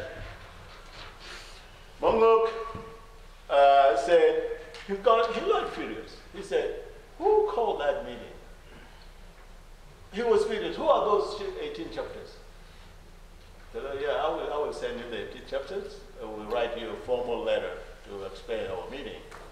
And he went ahead and said, who called that meeting? I said, it was me.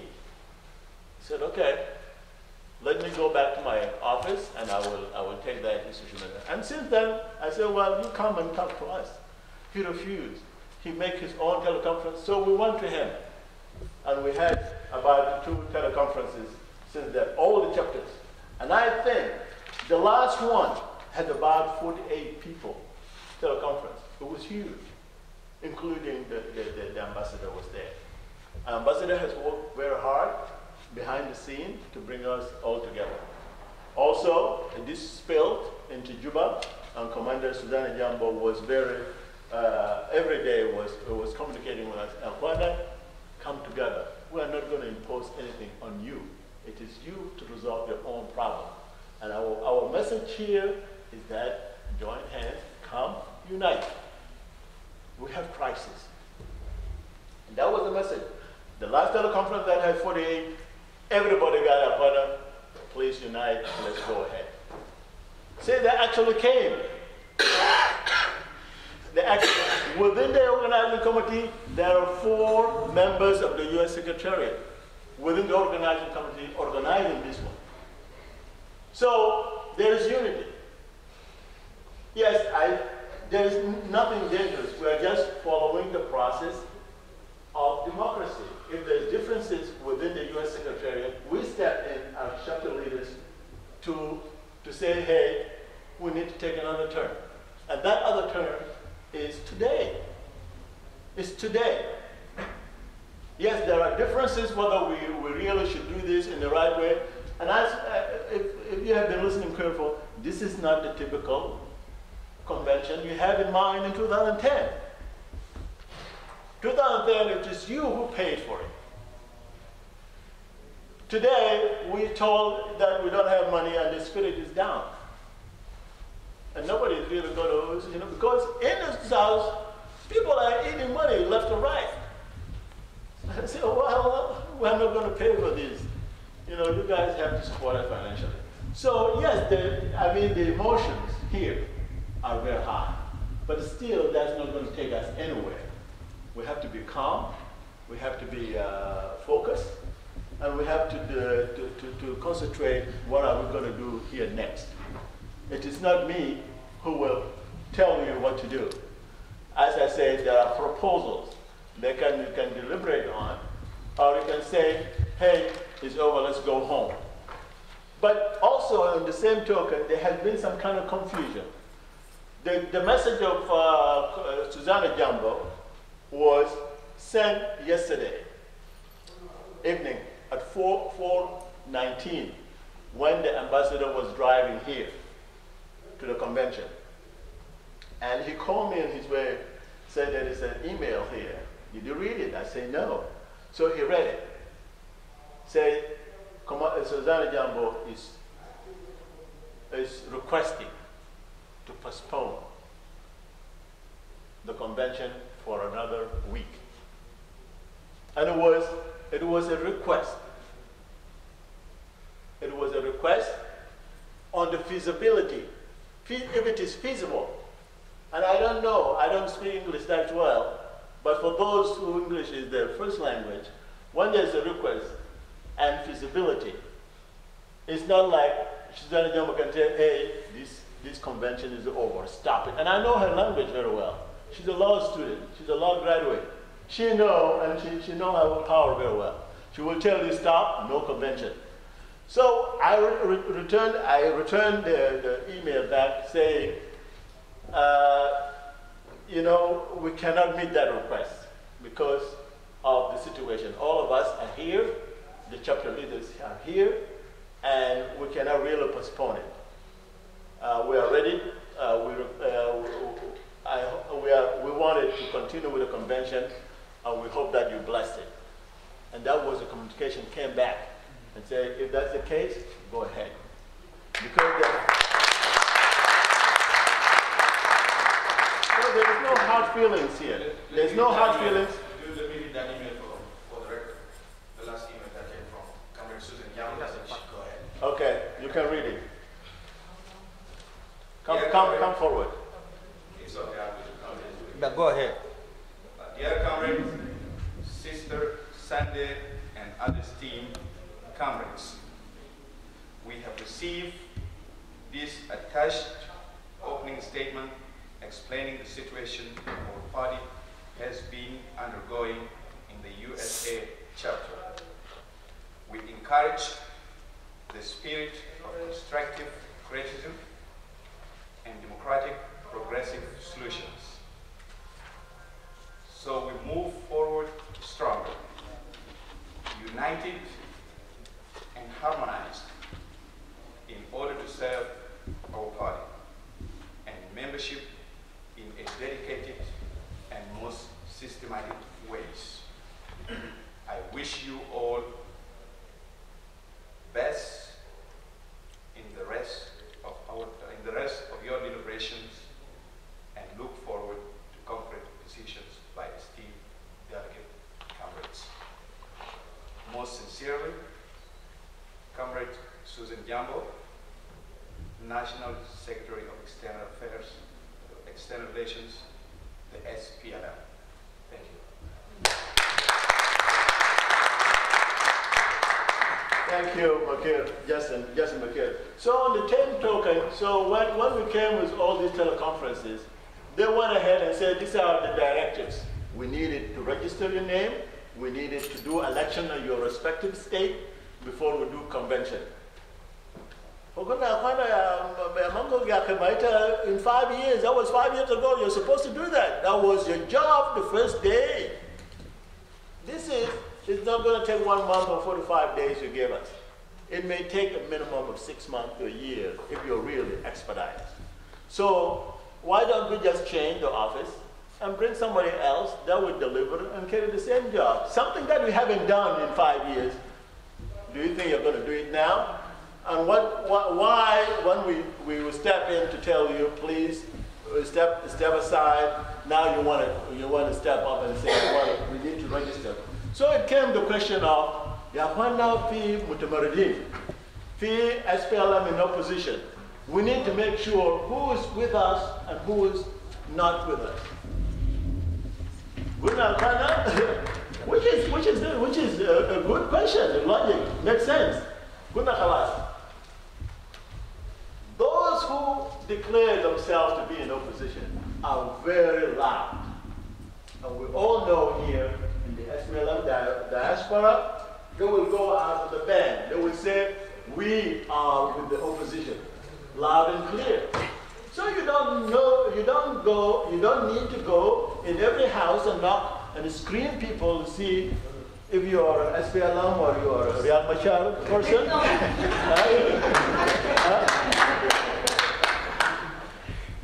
You will never know, because who is with us is with us. If you are not with us, we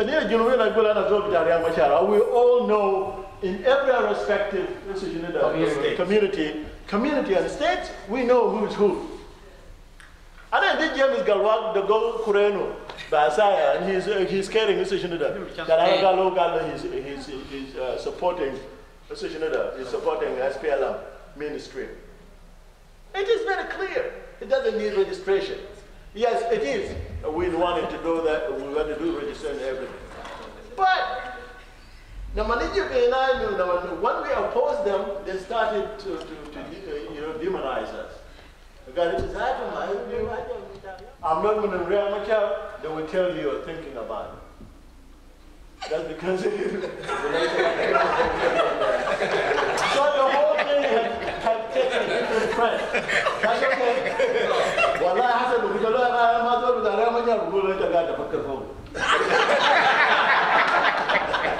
This is how bad it came to.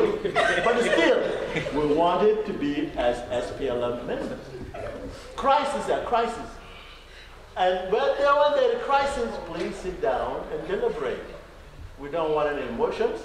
It is not necessary to go into all these details.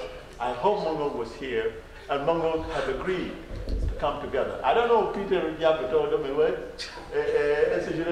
Like him member with the U.S. Secretariat with the organizing committee. It is you didn't mention the names. Okay, there is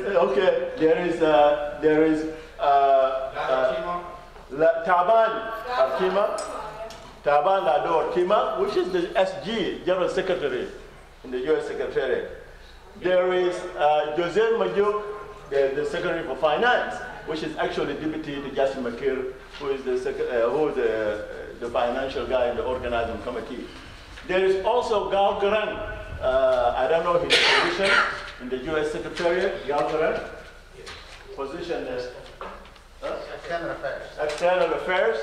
And also there is Comrade Philip Agwood, who is the Deputy Information. What? Deputy Secretary for the Information. These are the guys within the organizing committee. And we're united. We are united, we agreed, we have to go ahead with this.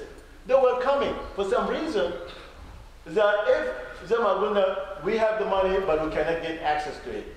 And we told Mungo to please get anything, try.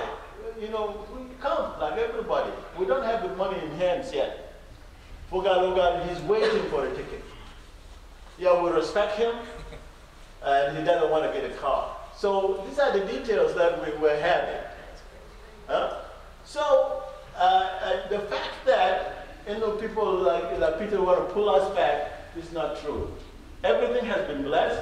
The U.S. Secretariat had come with us. We have joined hands to bring and iron out this confusion among us. I believe we have crisis. And we have to step. Can we ask you another question again? Please do. Yeah. Your word is so nice. Touch everybody hard. But أنا من الحكومة المركزية في جوبا طبعا هو الحزب الحاكم حسن. If we be reality, الحكومة المركزية موجود في جوبا هو الحزب الحاكم. So if anything we try to do, we try to follow them. We can step the other side and say we want to take you out because your ideology is different from my ideology. It's something different. If الحكومة المركزية في جوبا مبارك أنا الأمباسدور قالوا خلاص أجر ما في so أنا ما بيجيني. That's my feeling كان. أنا ما بيجيني لأن أجر الحكومة المركزية تنا ووقف كلام ده قال خلاص أنا ما بيجيني سفير رجع. Even أنا جيني أنا بقول سوما في حاجة لكن هناك أنا make election and had a new body or new system. That's what I think. But if there is something going like Zedjiberan or we want to make a coup a little bit, we try and then we fail, it's no problem. We can do it. And as I said, there has been some kind of confusion within the external. Just let me I'm sorry, I just want to remind him something. The last email, that is the last word from the one who is back. So, what's the reason Ambassador is not here? That's a question. Yes, so the final word, I want the final word into the same government, that Sudan, led by Commander Susanna Jambo. She is our boss. And she is with the chairman of the party, Sulfur here. She get her directive. And she will take this message to everybody there. The final word is what made us sit here now. And as I said, we have proposal. We're not making a coup. It is up to you. It's just to bring, we're all concerned about the party. We come together here. We yet want to have a channel that is thought, and we should not talk here until tomorrow. That's why we're here. Yes, we will have differences. And I had the first one because the program seems to have taken a different channel. So there are speeches that needed to be finished. So before we deliberate, before we have a chance to deliberate as chapter leaders. What's that? How many chapters? 8. Chapters are here. We have 35 delegates. I'm not didn't so who is here. I don't know all the chapters. I don't know the names. Yeah. It's not an argument. There are 35 delegates. Peter, Yeah. we'll go with the details later on. Hold on, Peter. Sit down, hold on, please. Wait. Can you go for a minute? Just clarification. Because 35 delegates, there should be a state where they come from. And who are they? Well, sit down. Who will answer your question? Can I help you? Okay, go ahead. You know what? We are mature enough, and we need to be written. We have elder people here. We need to respect ourselves. Yes. We need to go forward. We need to dialogue as a one-party people. Yes. We should not show this that we are different. Now, Comrade Major, I don't know whatever he said here is from Mangu or from his own. I don't know. Number one, Comrade Mangu blessed this convention to go ahead. That's why he accounted the members that are in his committee. The reason that they are not here, it is a logistic problem. They didn't have transport to come, but they are part of it. Even the guy who's supposed to be MC is Lado Talabana Tima, who is the Secretary General of Mangu Man. But he didn't show up because he didn't find a ticket. Okay, now we are being told here that convention is a coup. What are we telling ourselves? What are we telling ourselves? Mangu Mayan, he don't have a ticket, that's why he's not here. Okay, Susan Jambo issued a statement yesterday that convention should not go ahead. And then organizing committee, who are the one who organized this, send it back the letter that what you are telling us is not true. People are here already. We need to go ahead. And then she said, go ahead. Okay, now who else that we need to ask?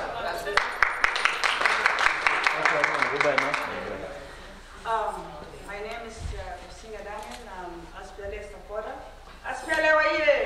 SPLA waye! South Sudan waye! South Sudan waye! Sarfakir waye! Liban waye! أنا بشكركم على الفرصة دي. أنا عندي سؤال أول. هل السكرتارية اللي هنا في US عنده دستور or not? We have the guidelines. The guidelines. كم مدة أنت المفروض تكون في المملكة؟ 2 years. That's it. نمرة 2 يا جماعة إحنا هنا نشكر ربنا لما أنا عينت للوجوه شايفهم إنهم ناس شنو متعلمين كلهم. طالما إحنا متعلمين نكون عندنا صفة بتاع الكلام بالاحترام والحكمة. ما نكون كالسنبل الفارغ اللي بنحني راسه، بل نكون كالسنبل معروف ملان. أمينة سنبل الفارغ بيرفع راسه دائما لأنه خفيف، لأنه سنبل قمح لما نكون شايل وتقيل معروف بنحني. الحناء ده احترام. لكن لما السنبل يكون فارغ معروف يكون فوق راسه فوق. ده كلامه هو يكون مسموع. نحترم بعضنا. وزي ما سوزان جنبه قال كان بنشن ياخذ مكان، المفروض ياخذ مكان. ما عندنا زمن للضياع. في ناس they drop like 30 hours and they are going back. They have a job to do. So please. SPLM waye. SPLM waye. SPLM waye. SPLA waye. Thank you very much, Cameraman. Sorry. That's okay. The reason I stood, not because I like to talk at this moment, my first time since I came to the United States. أنا ما لقيت اجتماع فوق 2 دكاترة، اجتماع فوق 6 elders والأكثر. Among us, we have the scholars. One, I think it's about quality. Because when we fought the war, we were not many. And I believe some of the veterans, if they are in here today, if you count them, there will not be even half of our population. If I'm wrong, some of So please, brothers, let us accept the change, because those changes are now. مشان نضوف إجابة مشاكلنا سيستم في خرطوم عشان يكون في تغيير، والتغيير ده ما بمناك والآن عشان ما نقبل. تغيير بيجي كمان مع الزمن with the time. I'm getting old now. I was some years back. This young man was very small. You know, one of the Red Army guys. He was very small. I called him Didi. Oh, okay. Yeah. When they set the Rasgate to come, none of them were the one to build their own castles, you know. So I don't keep you go by own and major. I shall live in the Masam Tamai, live in the Shubum, and not be able to get out. Tell go die in Catarasu Fijina. He lost up that day. It's a Butor Bera, Gulua Habitat, Yemki, Ramaliki, Kunta Bata, and if you put it that. Until we reach a masquerade. But you know, there are things that we don't need actually to compose ourselves, because among us here are some members who like to compute things. But let us accept the change, because human beings is grown with changes. Otherwise, our grand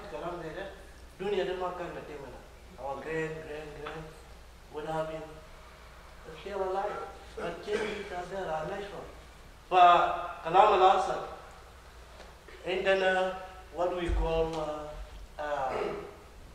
is it manifesto or the guidelines? Those guidelines, Badina, Fursa, Bitat, Uenu, Kafia, Negdak, Nafa, Mobo, Bitat. Itnan, إذا في حاجة اختلفنا ناس كبار يا وجهنا دكتور فينو دكتور سام أنكل بيتر many others uncles here. One leader is here.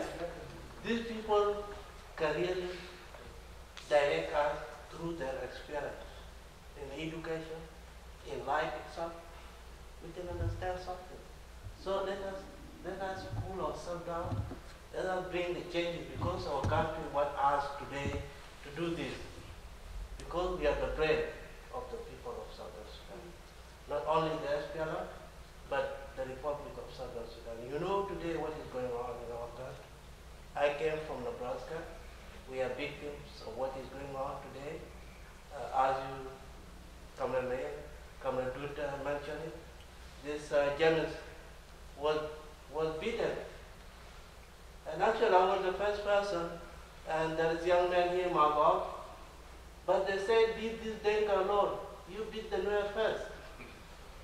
And he was now he's one of the victims that we jumped at Nebraska. But we need to do something like that. Let us not confuse ourselves. We have driven long way. My Yabdu normally all the way to Alpha. It's not because we like the company. Our kids that need me in this season. The same thing to others. I see it, Kamradut, without Badun Nigaj, let us form a body that can bring understanding within our chapter, to organize our people so that we bring a peaceful unity within our communities in the United States here, so that we can send a message back home. Thank you very much.